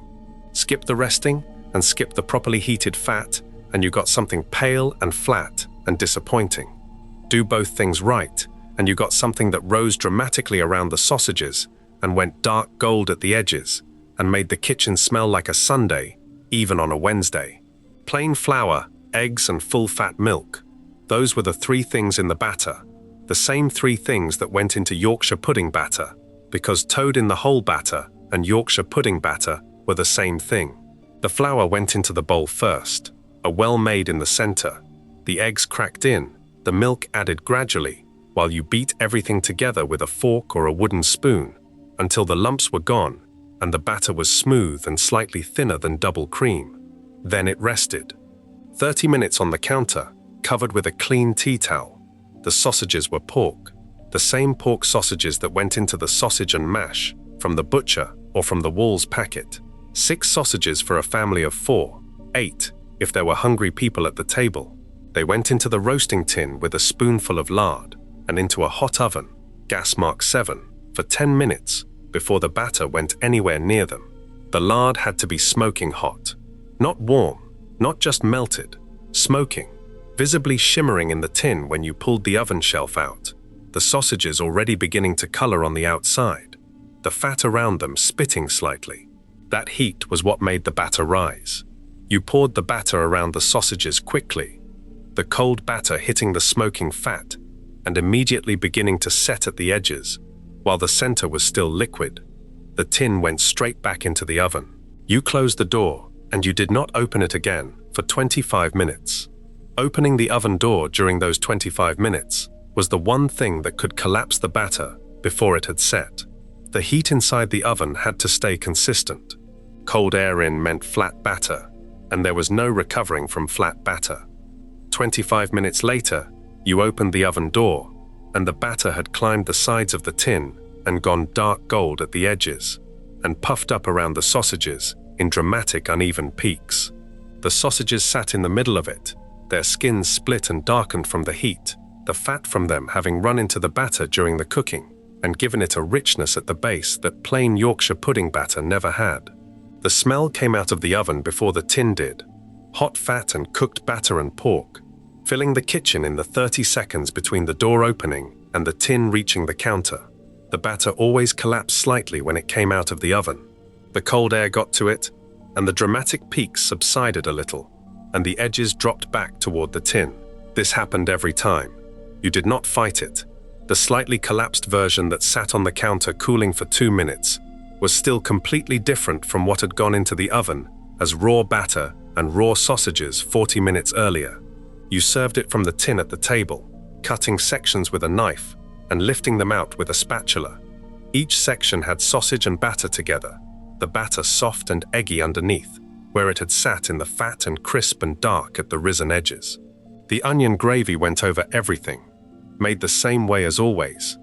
OXO cube and softened onions and a spoonful of flour, poured over the batter and the sausages until the plate was the same rich brown that every gravy-covered plate in a 1970s kitchen eventually became.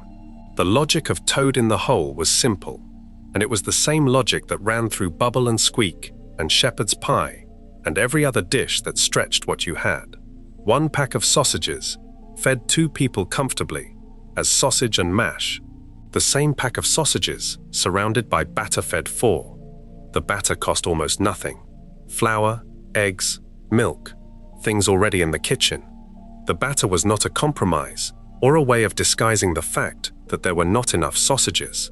The batter was the point. The combination of the risen eggy batter and the split pork sausages and the onion gravy was better than sausages alone, in the way that some combinations are simply better than their individual parts. Children understood this without being told. Toad in the hole appeared on the table, and nobody folded their arms. The dramatic risen batter, with its dark edges and the sausages embedded in it, was visually interesting in a way that a plate of sausages and mash was not, and children responded to visually interesting food in the way children always have. They ate it every time, without negotiation. That was the final measure. Toad in the hole stretched the sausages across the whole family with batter and a hot oven. The next dish stretched something far cheaper than sausages across the whole family and asked even less of the kitchen. Liver cost a fraction of any other meat at the butcher's counter, and it was on working-class plates across Britain every week of every winter. The children had views about liver. Those views did not change what appeared on the table.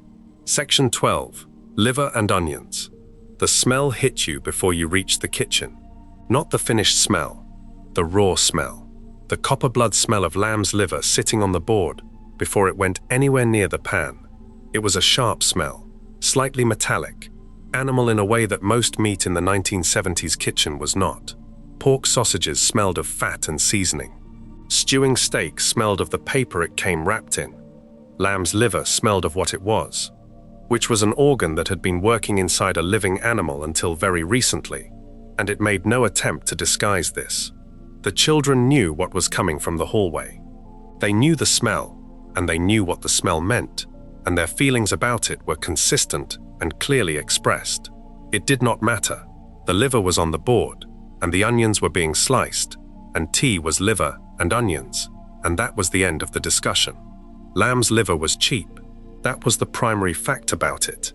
At the butcher's counter in the 1970s, liver sat at the far end of the pricing scale, well below the chops and the mince, and even the stewing steak. It was offal, the organ meat of the animal, and offal had always been the food of households that needed to feed people on very little. The generation that had cooked through the war years had eaten offal out of necessity, and had kept cooking it afterward, because the habit had set, and because cheap was cheap, and the price of feeding a family did not go away just because rationing had ended. Lamb's liver specifically, not pig's liver, not ox liver. Lamb's liver was the mildest of the three. Pig's liver had a stronger flavor that many people found too intense. Ox liver was the toughest and required the longest cooking, and was the least forgiving if the timing went wrong. Lamb's liver hit the middle point, mild enough to be tolerable to most people at the table, cheap enough to be worth buying, and quick enough to cook that it could appear on a weeknight plate without taking the whole evening. The preparation was straightforward. The liver came from the butcher already sliced, or you sliced it yourself on the board, each piece about the thickness of your little finger. You looked each slice over and removed any tubes or tough membranes running through it with the tip of a knife, pulling them out cleanly. Some people soaked the sliced liver in cold milk for 30 minutes before cooking, saying it drew out some of the stronger flavor and left the liver milder and more tender. Others skipped this entirely and went straight to the pan. Both camps produced liver and onions, and both were confident their method was correct. The onions went into the pan first, sliced into half rings, into butter over a medium heat, stirred every couple of minutes. They needed 8 to 10 minutes to go from raw and sharp to soft and translucent, and beginning to color at the edges. Properly softened onions were sweet in a way that raw onions were not, and that sweetness was what sat against the richness of the liver on the plate. You did not rush the onions. Rushed onions were still sharp, and they did not do what softened onions did for the dish. When the onions were ready, you moved them to the side of the pan or took them out onto a plate and turned the heat up. The liver went in on high heat. This was the critical thing about liver: high heat and short time. Lamb's liver properly cooked took 2 minutes per side at most. The surface went from the deep red brown of raw liver to a darker, slightly drier brown on the outside, while the inside stayed just barely pink. That was the target. Just barely pink inside, fully colored outside, still slightly yielding when you pressed it with a spatula. Overcooked liver was a different substance entirely. Another 30 seconds past the right point, and the inside went from pink to gray, and the texture changed from something that gave way easily under the fork to something dense and slightly grainy that required effort to chew and tasted of nothing good. The line between right and wrong with liver was 30 seconds wide, and there was no way back once you had crossed it. The onions went back in with the liver for the last minute, stirred through the pan, picking up the liver juices from the bottom of the pan and coating themselves in it. A splash of Worcestershire sauce over everything, the dark thin liquid from the Leah and Perrins bottle, stirring it through the onions and the liver and letting it reduce for 30 seconds against the heat. Then it came off the hob and went straight to the plate. Mashed potato alongside, made the same way it was always made. Butter and hot milk, and the masher worked through until the lumps were gone. A thick brown gravy poured over, made from an OXO cube and hot water and a spoonful of flour, the same gravy that appeared alongside most things in a 1970s kitchen. The liver sat on the mash, and the onions sat over the liver, and the gravy went over everything. The plate was brown, almost entirely brown. The liver was brown. The onions were brown. The gravy was brown. The mash was the only thing on the plate that was not brown, and the gravy covered most of it. This was not a colorful meal. Nobody had ever claimed it was a colorful meal. It was cheap and filling and full of iron, and it was on the table, and that was what mattered. The children ate it. Not willingly in most cases, not without complaint in many cases. But they ate it because there was nothing else, and because the rule in a 1970s working household was that you ate what was put in front of you, and the alternative to eating it was going to bed without tea, and that alternative had no takers. Liver and onions appeared on the weekly rotation because it had to. The budget required it. A piece of lamb's liver cost a fraction of a comparable weight of any other meat, and it went further on the plate because the richness of it meant you needed less of it to feel full. The economics were clear, and the economics were the reason. Nobody described it as a luxury. Nobody pretended it was their favorite. It went on the table, it was eaten, and the week moved forward. Before we move on, if you're enjoying this analysis, please consider subscribing. It helps the channel tremendously. Liver came from the butcher's counter at the cheap end. The next thing on the list came from the dripping bowl at the back of the larder, and it cost nothing at all beyond the bread it was spread on. Bread and dripping had fed working people in Britain for generations before the 1970s arrived, and it was still on tables in that decade, spread thick on a proper crusty loaf, with the dark jelly at the bottom of the bowl saved for whoever got there first. Section 13. Bread and dripping. The dripping bowl lived at the back of the larder or at the back of the fridge. A white ceramic bowl, sometimes enamel, always the same bowl, the one that had been in the kitchen longer than most of the children had been alive. After the Sunday joint came out of the roasting tin, the fat and the meat juices left behind in the tin went into that bowl. You tilted the roasting tin and poured everything into the bowl while it was still hot and liquid, and then the bowl went somewhere cold and you left it alone. By Monday morning it had set. The top layer was pale and solid, the rendered fat from the joint gone hard and white or pale yellow in the cold. Underneath that top layer, at the very bottom of the bowl, was the dark jelly. The meat juices from the joint had separated from the fat during the setting and sunk to the bottom and gone firm. A dark brown layer, almost black in places, with a concentrated savory depth that the pale fat above it did not have. The dark jelly was the most prized part of the dripping bowl. Everyone in the household knew this. Getting to the bowl when the dark jelly was still there was a small but genuine victory. The bread had to be right. A proper bakery loaf, white, with a hard crust that had some resistance to it. Mother's pride from the plastic bag was too soft for dripping. It compressed under the weight of the spread and went slightly damp and lost whatever texture it had started with. A loaf from the baker, bought that morning or the day before, with a crust that pushed back when you pressed it, that was the bread. Cut thick, not the thin slices that went in the toaster. Thick slices, the kind that had some weight in your hand. You spread the dripping cold, straight from the bowl, working it across the bread with a knife. The pale fat spread easily enough once the knife had broken the surface. You went all the way to the edges. Then salt, a pinch of salt scattered over the top, pressing it lightly into the fat so it did not fall off when you lifted the bread. If the dark jelly was available, you spread that first, directly onto the bread, before the pale fat went on top. The jelly was softer than the fat and went onto the bread more easily. A thin dark layer that disappeared under the pale fat spread over it.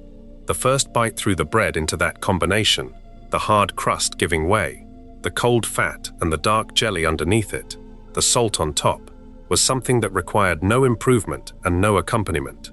Some people added a dash of Flag brown sauce over the top. Flag was the brown sauce brand that sat in many northern working households alongside HP and Daddy's, thick and dark and slightly vinegary. A few drops of it over the dripping on the bread, adding a sharpness that cut through the richness of the fat. This was not a meal in the formal sense. Nobody sat down to bread and dripping as their Sunday dinner or their weeknight tea in the way they sat down to shepherd's pie or sausage and mash. Bread and dripping was what you had when you were hungry between meals, or when the kitchen was between shops and the fridge was low, or simply because the bowl was there and the bread was there, and the combination of the two was one of the most straightforward, satisfying things available in that kitchen, at no cost beyond what had already been spent on the joint. The bowl got used down through the week. Each time someone went to it, the level dropped a little. When the dark jelly at the bottom was gone, the remaining pale fat was still good, but the best of it had been used. The bowl went back to the back of the larder and waited for next Sunday. Before we move on, if you're enjoying this analysis, please consider subscribing. It helps the channel tremendously. Bread and dripping cost nothing beyond the Sunday joint that had already been bought and eaten. The next dish cost very little more, but it came in a specific tin from a specific company, and it required an oven and half an hour, and when it came out, the pastry on top had done something that still surprised people, even after they had seen it 100 times. Section 14. Faggots and mushy peas. Faggots had been working-class food in Britain since the mid-1800s. They came from the Midlands, and from Wales originally, from the communities of miners and factory workers and agricultural labourers who needed cheap protein and had access to the parts of the pig that nobody else wanted: the heart, the liver, the fatty belly meat. These were the offcuts, the pieces left after the better cuts had been sold to people who could afford better cuts. A butcher who made faggots was using everything and wasting nothing, mincing the organ meat together with breadcrumbs and herbs and onion, forming the mixture into balls, wrapping each ball in caul fat, the thin membrane from around the pig's organs, and baking them until the outside went golden and the inside was cooked through and dense and deeply savory. By the 1970s, the homemade version from the butcher still existed in parts of the Midlands and Wales. In Cardiff Market, the Bull Terrier Cafe served faggots with mash and mushy peas and thick gravy to shoppers and traders who had been eating them there for years. In black country towns in the West Midlands, faggots were ordinary weekly food, appearing on plates on weeknights without ceremony, as unremarkable to the people eating them as sausages were to everyone else. But by the mid-1970s, Mr. Brains had arrived in the frozen food aisle. Mr. Brains' pork faggots came in a frozen packet, 4 faggots in a tray with a small amount of sauce, ready to go into the oven from frozen. The company had been making faggots in Bristol since the 1960s, and by the 1970s, their product was on supermarket shelves nationally, which meant faggots that had previously been a regional speciality were now available to households across the country. The frozen packet made them accessible to people who had never been to the Midlands or Wales and had no butcher nearby, who made the traditional version. The oven did the work. 30 to 35 minutes from frozen, the faggots going from the pale grey of frozen meat to a dark golden brown on the outside, the caul fat wrapper crisping slightly at the edges, the inside heating through to a dense, herby, deeply savoury filling that had a particular richness from the liver and heart in the mixture. The mushy peas came from a tin or from dried marrowfat peas soaked overnight. Bachelor's was the brand most associated with mushy peas in the 1970s. Their dried marrowfat peas came in a packet with 2 small tablets of bicarbonate of soda included. The tablets dissolved in the soaking water overnight to soften the peas before cooking. The soaked peas went into a saucepan with fresh water and cooked down over 30 minutes into a thick grey-green mass, soft and slightly grainy, with a starchy depth that tinned peas never had. The colour was not appetizing in any conventional sense. Grey-green, slightly dull, nothing like the bright green of fresh peas.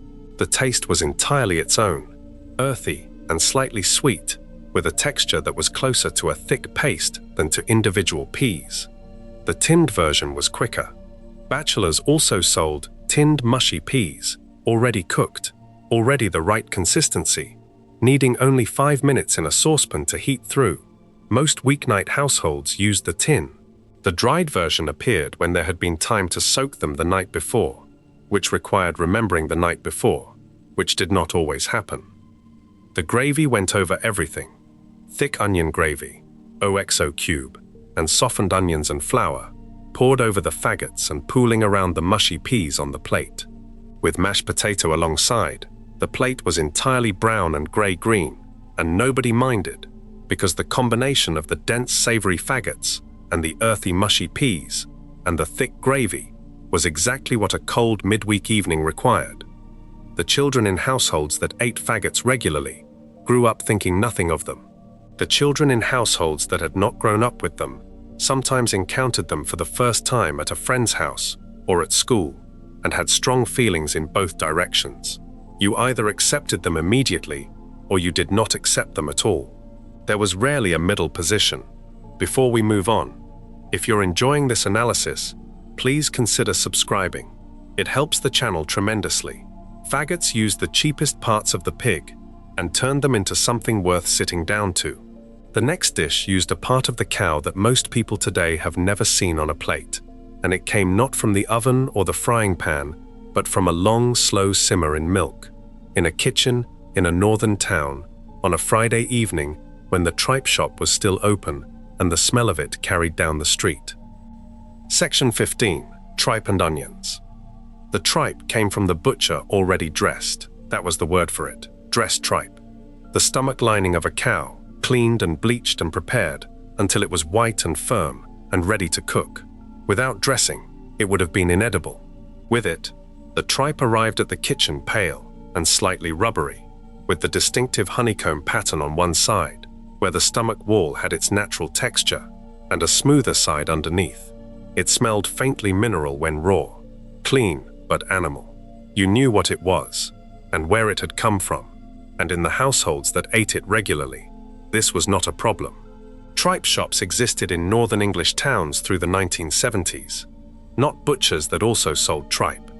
Dedicated tripe shops, selling dressed tripe over the counter, alongside other offal and prepared meats, some of them selling it already cooked and hot, ready to take away in a paper parcel.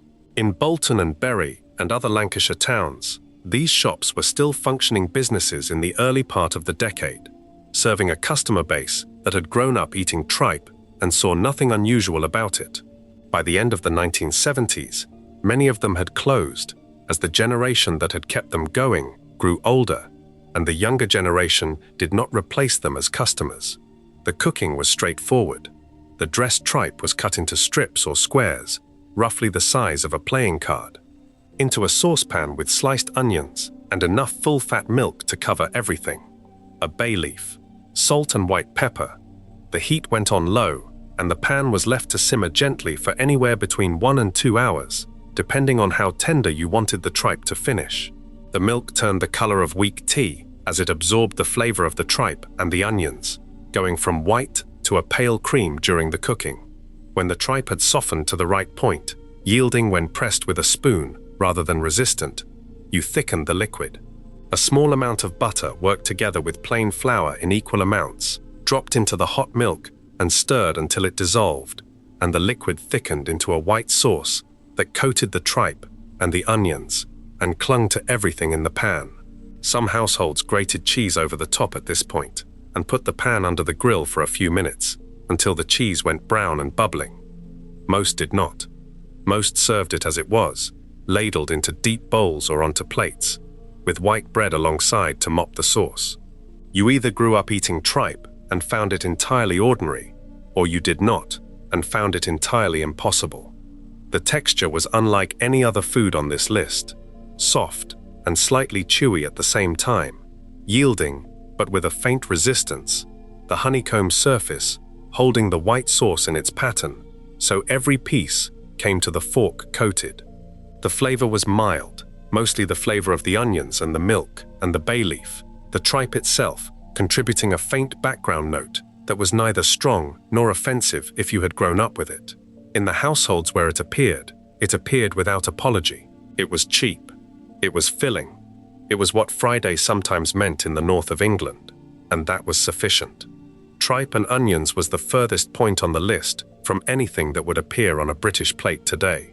Everything from here moves in a different direction, toward the puddings and the sweet things, toward the end of the meal and the end of a long cold day. The tinned rice pudding was waiting in the cupboard, and it asked almost nothing of the kitchen beyond a saucepan and 5 minutes. Section 16. Tinned rice pudding ambrosia. Creamed rice came in a tin with a pale label, not the dramatic red of the Heinz soup tin or the turquoise of the baked beans. A quieter label, cream-colored, with the word ambrosia in a simple font. The tin sat in the cupboard alongside the other tins and waited for the end of the meal, which in a 1970s working household was where pudding belonged. After the main course, always. The idea of skipping pudding on a weeknight was not standard practice in most homes. Something sweet came after the meal. The question was only which sweet thing it would be. Ambrosia had been making creamed rice in Devon since 1917. By the 1970s, the tinned version was in cupboards across Britain, a ready-made rice pudding that needed nothing beyond a saucepan and 5 minutes of gentle heating.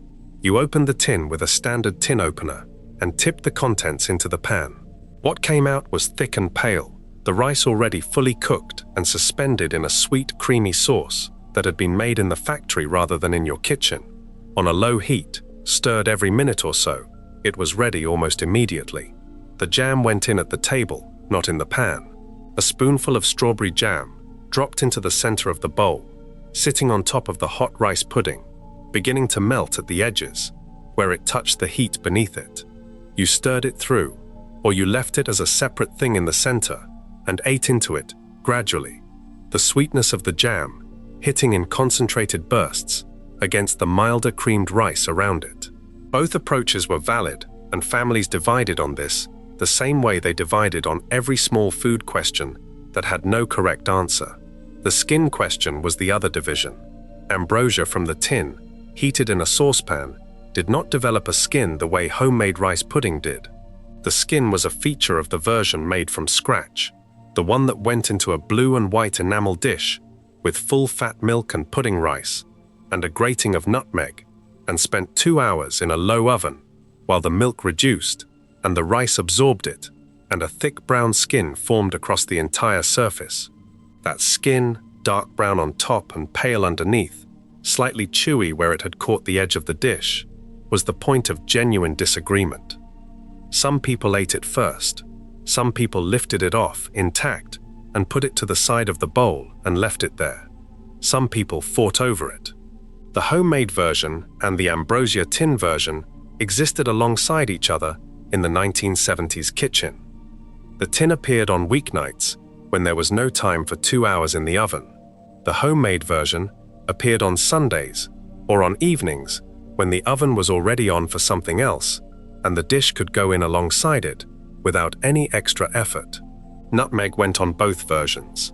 A small metal grater and a whole nutmeg, the hard brown seed grated over the surface of the rice pudding just before it went to the table or just before the dish went into the oven. The smell of fresh nutmeg over hot rice pudding was its own specific smell, warm and slightly woody, different from every other smell in the kitchen. The bowl came to the table hot. The jam went in, the spoon went through it. That was the end of the meal. That was what pudding was for. Before we move on, if you're enjoying this analysis, please consider subscribing. It helps the channel tremendously. Ambrosia came from the tin and needed 5 minutes. The next pudding needed 2 hours, and a basin and a cloth and a pan of simmering water kept topped up on the hob. Spotted dick was steamed rather than baked, made with atora suet and dried currants, and the bird's custard that went alongside it came from a yellow tin that had been in British kitchens since 1837. Section 17. Spotted dick and custard. The basin went into the pan of water at 4 o'clock.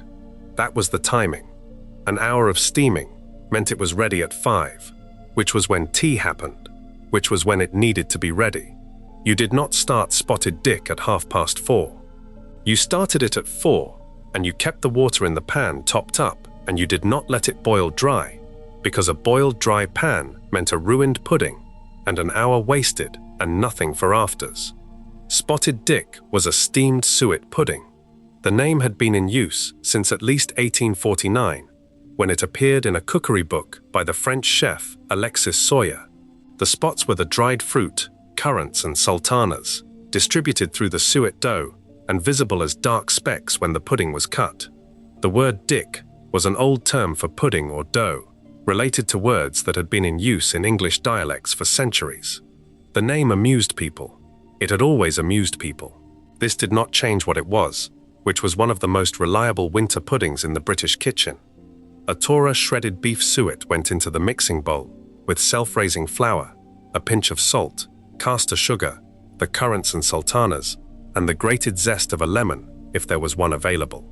Cold water added gradually, until the mixture came together into a soft dough. You handled it as little as possible. The less you worked the dough, the lighter the finished pudding. Overworked suet dough went dense in a way that no amount of steaming could fix. The dough went onto a floured surface and was shaped into a thick roll, roughly the length of a forearm, wrapped loosely in a double layer of greaseproof paper tied at both ends with string, leaving room inside the paper for the pudding to expand during steaming. The wrapped roll went into a steamer sitting over a pan of simmering water, or directly into a pan of simmering water with a plate on the bottom to keep it off the direct heat. 1 hour. The water kept at a steady simmer, not a rolling boil, topped up with boiling water from the kettle whenever the level dropped. After an hour, the paper came off carefully, the steam rising from the unwrapped pudding, the outside pale gold and slightly firm to the touch, the inside soft and dense with the currants and sultanas dark against the pale dough. The custard came from Bird's custard powder. Alfred Bird had invented the powder in 1837 in Birmingham because his wife was allergic to eggs and could not eat traditional egg-based custard. The powder contained corn flour and coloring and flavoring and produced a smooth, pourable custard when mixed with sugar and hot milk and stirred over heat. By the 1970s, the yellow tin with the Red Bird's logo had been in British kitchens for well over 100 years and was as standard a cupboard item as the OXO cubes and the Bisto. You mixed the powder with a little cold milk first to make a smooth paste, then poured hot milk over it while stirring, then returned it to the pan and stirred over a medium heat until it thickened. The thickness was the thing. Too thin and it ran straight off the pudding and pooled on the plate. Thick enough and it coated the back of the spoon and poured slowly and clung to the surface of the spotted dick as it went over. The pudding was cut into thick slices on the plate. The custard went over immediately while both were hot. That combination, the dense suet dough with the sweet bursts of currant and sultana against the warm artificial vanilla of the Bird's custard, was winter pudding in its most direct form. Heavy, sweet, warm all the way through. Spotted dick needed an hour, and a basin and a pan kept topped up. The next pudding needed 2 hours, and a pudding basin, and Lyle's golden syrup poured into the bottom before anything else went in, because the syrup was what the whole thing was built around, and when the basin was turned out, the syrup ran down the sides, and the kitchen smelled of something that had no equivalent anywhere else. Section 18. Steamed treacle sponge Lyle's golden syrup went into the basin first. 2 tablespoons of it poured into the bottom of the greased pudding basin before the sponge mixture went in on top. The syrup sat in the bottom, thick and slow-moving, amber-colored, catching the light in the way that only something that dense and that sweet can. The green tin it came from had not changed its design in decades. Lyle's golden syrup had been sold in that distinctive green and gold tin since 1885, with the image of a dead lion surrounded by bees on the front, and the biblical words, "Out of the strong came forth sweetness," printed beneath it. That tin was in almost every British kitchen. You used it for puddings, and for pouring over porridge, and for spreading on bread, and you kept a tin in the cupboard at all times, because running out of golden syrup in winter was a small but genuine inconvenience. The sponge mixture went on top of the syrup. Butter and caster sugar beaten together until pale. Eggs added one at a time. Self-raising flour folded in. A splash of milk to loosen it slightly. The mixture dropped into the basin on top of the waiting syrup, filling the basin to about 2/3 full to leave room for the sponge to rise during the steaming. The basin was covered. A double layer of greaseproof paper with a pleat folded across the center to allow for the expansion of the sponge, tied tightly around the rim of the basin with string. The string was then used to make a handle across the top of the basin so you could lift it in and out of the hot water without burning yourself, though most people burned themselves anyway, on the steam that rose the moment the pan lid came off. The basin went into a large saucepan with enough boiling water to come halfway up the sides. The lid went on the pan. The heat went to a steady simmer, 2 hours. The water needed checking every 30 minutes. The level dropped as the water turned to steam, and if it dropped below the halfway point on the basin, the bottom of the pudding cooked faster than the top, and the whole thing came out uneven. You kept the kettle nearby and topped up the pan with boiling water rather than cold, because cold water dropped the temperature of the pan and disrupted the steady simmer that the pudding needed. 2 hours was not negotiable. An hour and a half produced a sponge that was still slightly raw in the center. 2 hours produced a sponge that had cooked through completely, risen against the paper covering, firm on the outside and soft within. You knew it was ready when a skewer pushed into the center through the paper came out clean. The turning out was the moment everything had been working toward. You put a plate over the top of the basin and flipped both together in one movement.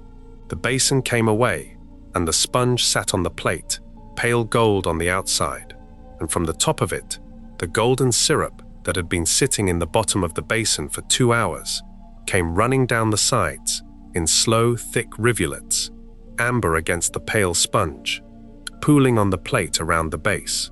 The smell that came with it was the smell of hot golden syrup and cooked butter together, sweet and rich and warm, in a way that reached the back of the kitchen and beyond it.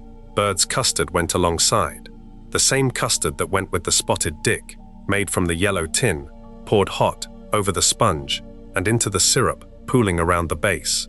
The syrup and the custard met on the plate and mixed at the edges, and the whole thing was eaten while it was still hot, because cold steamed sponge was a different and lesser experience, and everyone at the table knew it. Before we move on, if you're enjoying this analysis, please consider subscribing. It helps the channel tremendously. The treacle sponge needed 2 hours, and a basin and a pan kept at a simmer. The next pudding needed nothing beyond a baking dish and some stale bread that would otherwise have gone to waste, and it turned that stale bread into something that had no right to be as good as it was. Section 19. Bread and butter pudding. The bread had to be stale. That was the point of the dish. Fresh bread absorbed the custard too quickly and went soft all the way through during the baking, and lost any contrast between the soaked interior and the surface. Stale bread absorbed the custard slowly and held enough structure to stay distinct as layers in the dish while the custard set around it. The top layer, the slices sitting above the custard with their buttered surfaces exposed to the oven heat, went golden and slightly crisp at the edges and dark at the corners, while the layers below stayed soft and yielding. The bread was white, the same white loaf that appeared everywhere else in the 1970s kitchen, Mother's Pride or Sunblessed, now 2 or 3 days old, slightly firm at the crust and drier in the crumb than it had been when fresh. You buttered each slice on one side, a generous spread, going all the way to the edges, the same way you did with toast. The butter was what gave the top layer its color in the oven. Without butter, the surface went pale and dry. With it, the surface went golden, and the butter smell came through the oven door. For the last 10 minutes of baking, the crusts stayed on. Cutting the crusts off was not something that happened in a working household making bread and butter pudding. The crusts were part of the pudding. They went dark at the edges during baking and added texture to the top layer that the soft crumb alone could not provide. The dish was buttered lightly before anything went in, a rectangular ceramic baking dish, the same one that appeared throughout the week for shepherd's pie and other oven dishes. The buttered slices of bread went in overlapping. Buttered side up, a layer of sultanas scattered between each layer of bread. Sultanas, rather than currants for most households, the larger dried grape sitting between the bread layers and plumping slightly during the baking as they absorbed the surrounding custard. The custard mixture went over the top. Eggs, full-fat milk, and caster sugar, beaten together and poured slowly over the layered bread until the liquid came up to just below the top layer of bread. The top layer sat with its buttered surface just above the custard level, exposed to the oven heat directly. A grating of nutmeg went over the surface before the dish went into the oven. Always nutmeg, the small metal grater and the whole nutmeg, 3 or 4 passes of the grater over the surface, the pale shavings falling onto the buttered bread and the custard beneath. Then it rested. 20 minutes on the counter before the oven, to allow the bread to absorb the custard mixture fully before the heat set it. You could see the absorption happening, the bread darkening slightly as the liquid soaked in, the surface of the top layer becoming glossy where the custard had reached it. Into a moderate oven, gas mark 4, 30 to 35 minutes. The custard set, and the top layer went golden at the peaks and dark at the corners, and the nutmeg on the surface deepened in color as the heat reached it. It came out of the oven slightly puffed, the top layer risen and golden, the custard visible at the sides of the dish, set firm, but still with a slight movement when the dish was lifted. Served hot, from the dish, with a spoon that went through the golden top layer and down through the soft custard-soaked layers below. Nothing alongside. The dish needed nothing alongside. Stale bread, butter, eggs and milk, sultanas, nutmeg, everything already in the kitchen, nothing wasted.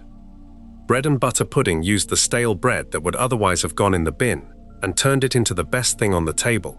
The next pudding used suet pastry rolled flat, spread with jam, rolled up tight, and either steamed or baked until the jam bled into the pastry at the edges. Every school dinner hall in Britain served it. Every kitchen that made it called it something slightly different.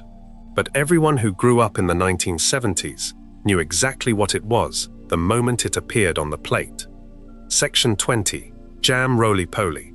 The school dinner hall had a name for it, Dead Man's Arm. The nickname had been in use in British school canteens for long enough that nobody could trace where it had started. The pudding arrived at the table as a thick rolled cylinder, pale and slightly glistening from the steaming, cut into dense slices that sat heavy on the plate, with the jam inside visible at the cut edges, dark and sticky where it had bled into the surrounding pastry during the cooking. Someone at some point had looked at that pale rolled cylinder and thought of something unpleasant, and the name had stuck across generations of British schoolchildren who used it freely while eating the pudding without complaint. At home, it was simply Jam Roly-Poly. No nickname, no drama. A winter pudding made from suet pastry and jam that had been on British tables in various forms since at least the mid-1800s. The pastry was the same suet pastry that appeared in Spotted Dick and in the dumplings that went into the beef stew. A Torah shredded beef suet, self-raising flour, a pinch of salt. Cold water worked in gradually until the dough came together soft and slightly sticky. Handled lightly, briefly, the same discipline as the Spotted Dick dough. You turned it out onto a floured surface and rolled it into a rectangle, roughly the thickness of a pound coin, keeping it as even as possible across the whole surface. The jam went on next. Robertson's was the brand on most kitchen shelves in the 1970s. Robertson's strawberry jam or raspberry jam spread generously over the rolled pastry, leaving a clear border of about an inch around the edges, so the jam did not spill out when the rolling began. The border mattered. Jam that reached the edge of the pastry escaped during rolling and burned on the baking tray, or turned the steaming water pink and sticky, and the pudding lost half its filling before it was cooked. You rolled the pastry up from one of the short ends, a tight, even roll, pressing the seam closed at the end and tucking the open ends under to seal the jam inside. The roll sat seam side down, so the weight of the pastry kept the seam closed during cooking. Two methods from this point, baking or steaming. The baked version went onto a greased baking tray, seam down, into a moderate oven for 30 to 35 minutes. The outside went golden and slightly firm, the jam inside heating and expanding, and sometimes breaking through the pastry at a weak point and caramelizing darkly on the tray where it escaped. The baked version had a drier exterior, slightly more resistant to the fork, with a firmer texture throughout. The steamed version was wrapped in greaseproof paper and a floured pudding cloth, tied at both ends and placed in a pan of simmering water for an hour to an hour and a half. The steamed version came out pale and soft all the way through, the pastry yielding immediately under the fork, the jam inside hot and liquid rather than set, running into the custard on the plate when the slice was cut. Both versions needed bird's custard. This was not a point of debate. Jam Roly-Poly without bird's custard was an incomplete thing. The custard went over the slice while both were hot, pooling around the base of the pudding on the plate and mixing at the edges with the jam that had escaped during cutting. The slice was dense and sweet, and the custard was sweet, and the jam was sweet, and the whole plate was sweet in a way that the savory courses that had come before it had made entirely welcome. Before we move on, if you're enjoying this analysis, please consider subscribing. It helps the channel tremendously. Jam Roly-Poly was the second to last pudding on this list, and one of the heaviest. The last one asked for nothing more than stale bread and butter and eggs and milk, and it transformed those ordinary things into the kind of pudding that people remember long after they have forgotten most of what else was on the table that winter. Section 21. Spam fritters. The tin opened with a key, the same principle as the corned beef, a rectangular tin with a key soldered to the base that wound a metal strip away from the seam. The spam tin was slightly more cooperative than the corned beef tin in most cases, the key completing its full circuit more reliably, the lid coming away cleanly. Inside sat the block of processed pork, pink and uniform, firm enough to slice without crumbling, with a thin layer of pale jelly around the outside where the meat had sat against the tin. Spam had been made by the Hormel Foods Corporation in America since 1937. It arrived in Britain during the Second World War as part of the Lend-Lease Agreement between America and Britain, shipped across the Atlantic in vast quantities to supplement British food supplies during rationing. British families ate spam through the war years because it was available when fresh meat was not, and after rationing ended in 1954, it stayed on British shelves and in British cupboards because a generation had grown up with it and knew what to do with it. By the 1970s, spam was not eaten out of necessity in the way it had been during the war. It was eaten out of familiarity. It was cheap. It kept indefinitely in the tin. It required no preparation beyond opening the tin, and it could be eaten cold in sandwiches or hot in a pan. The fritter version was the hot version, and the hot version was the better version by a considerable distance. You sliced the block into pieces about the thickness of your little finger, not too thin, or they fell apart in the batter, not too thick, or the batter cooked before the spam had heated through properly. Each slice went into the batter, the same plain flour and water batter that appeared on fish and on other fried things in the 1970s kitchen, turned to coat all sides, lifted out, and held over the bowl for a moment to let the excess drip away. The fat in the pan was lard, the same lard that appeared throughout this list wherever frying happened, hot enough that the batter set immediately on contact with the fat rather than spreading and absorbing. Each battered slice went in carefully, away from you to avoid the fat spitting toward your hand, and was left alone for 2 to 3 minutes until the underside went golden. Turned once, 2 to 3 minutes on the other side. The finished fritters came out golden all the way around, the batter crisp and slightly blistered from the hot fat, the spam inside heated through and slightly softened, the salt of it concentrated by the heat. They went onto a plate lined with newspaper in many households, the newspaper absorbing the excess fat from the frying, the way chip shop paper absorbed it from chips. Chips alongside, fried in the same lard, tinned marrow-fat peas, Heinz tomato ketchup from the glass bottle. The plate was the plate that appeared at the end of a week when the shopping had run low and the wage packet was nearly spent, and the cupboard still had a tin of spam, and the bag under the sink still had potatoes in it. Nobody sat down to spam fritters and felt hard done by.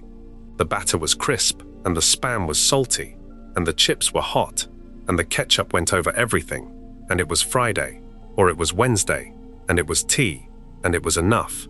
The tin had come across the Atlantic during a war to feed a nation under pressure. 20 years after that war ended, it was still in the cupboard, still doing its job, still feeding people who needed feeding, without asking anything complicated of the kitchen or the cook. That was sufficient. That had always been sufficient.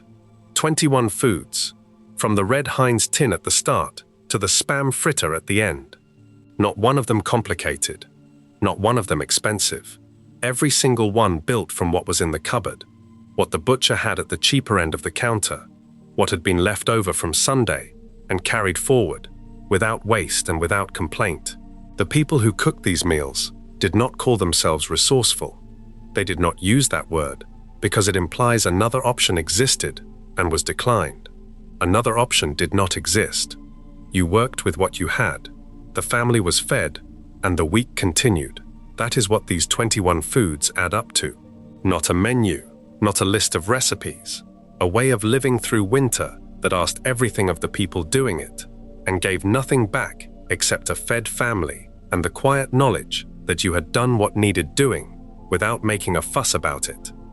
Nobody gave that knowledge a name. It sat in the kitchen alongside the OXO cubes and the dripping bowl, and it was simply there, every winter, every week, every meal.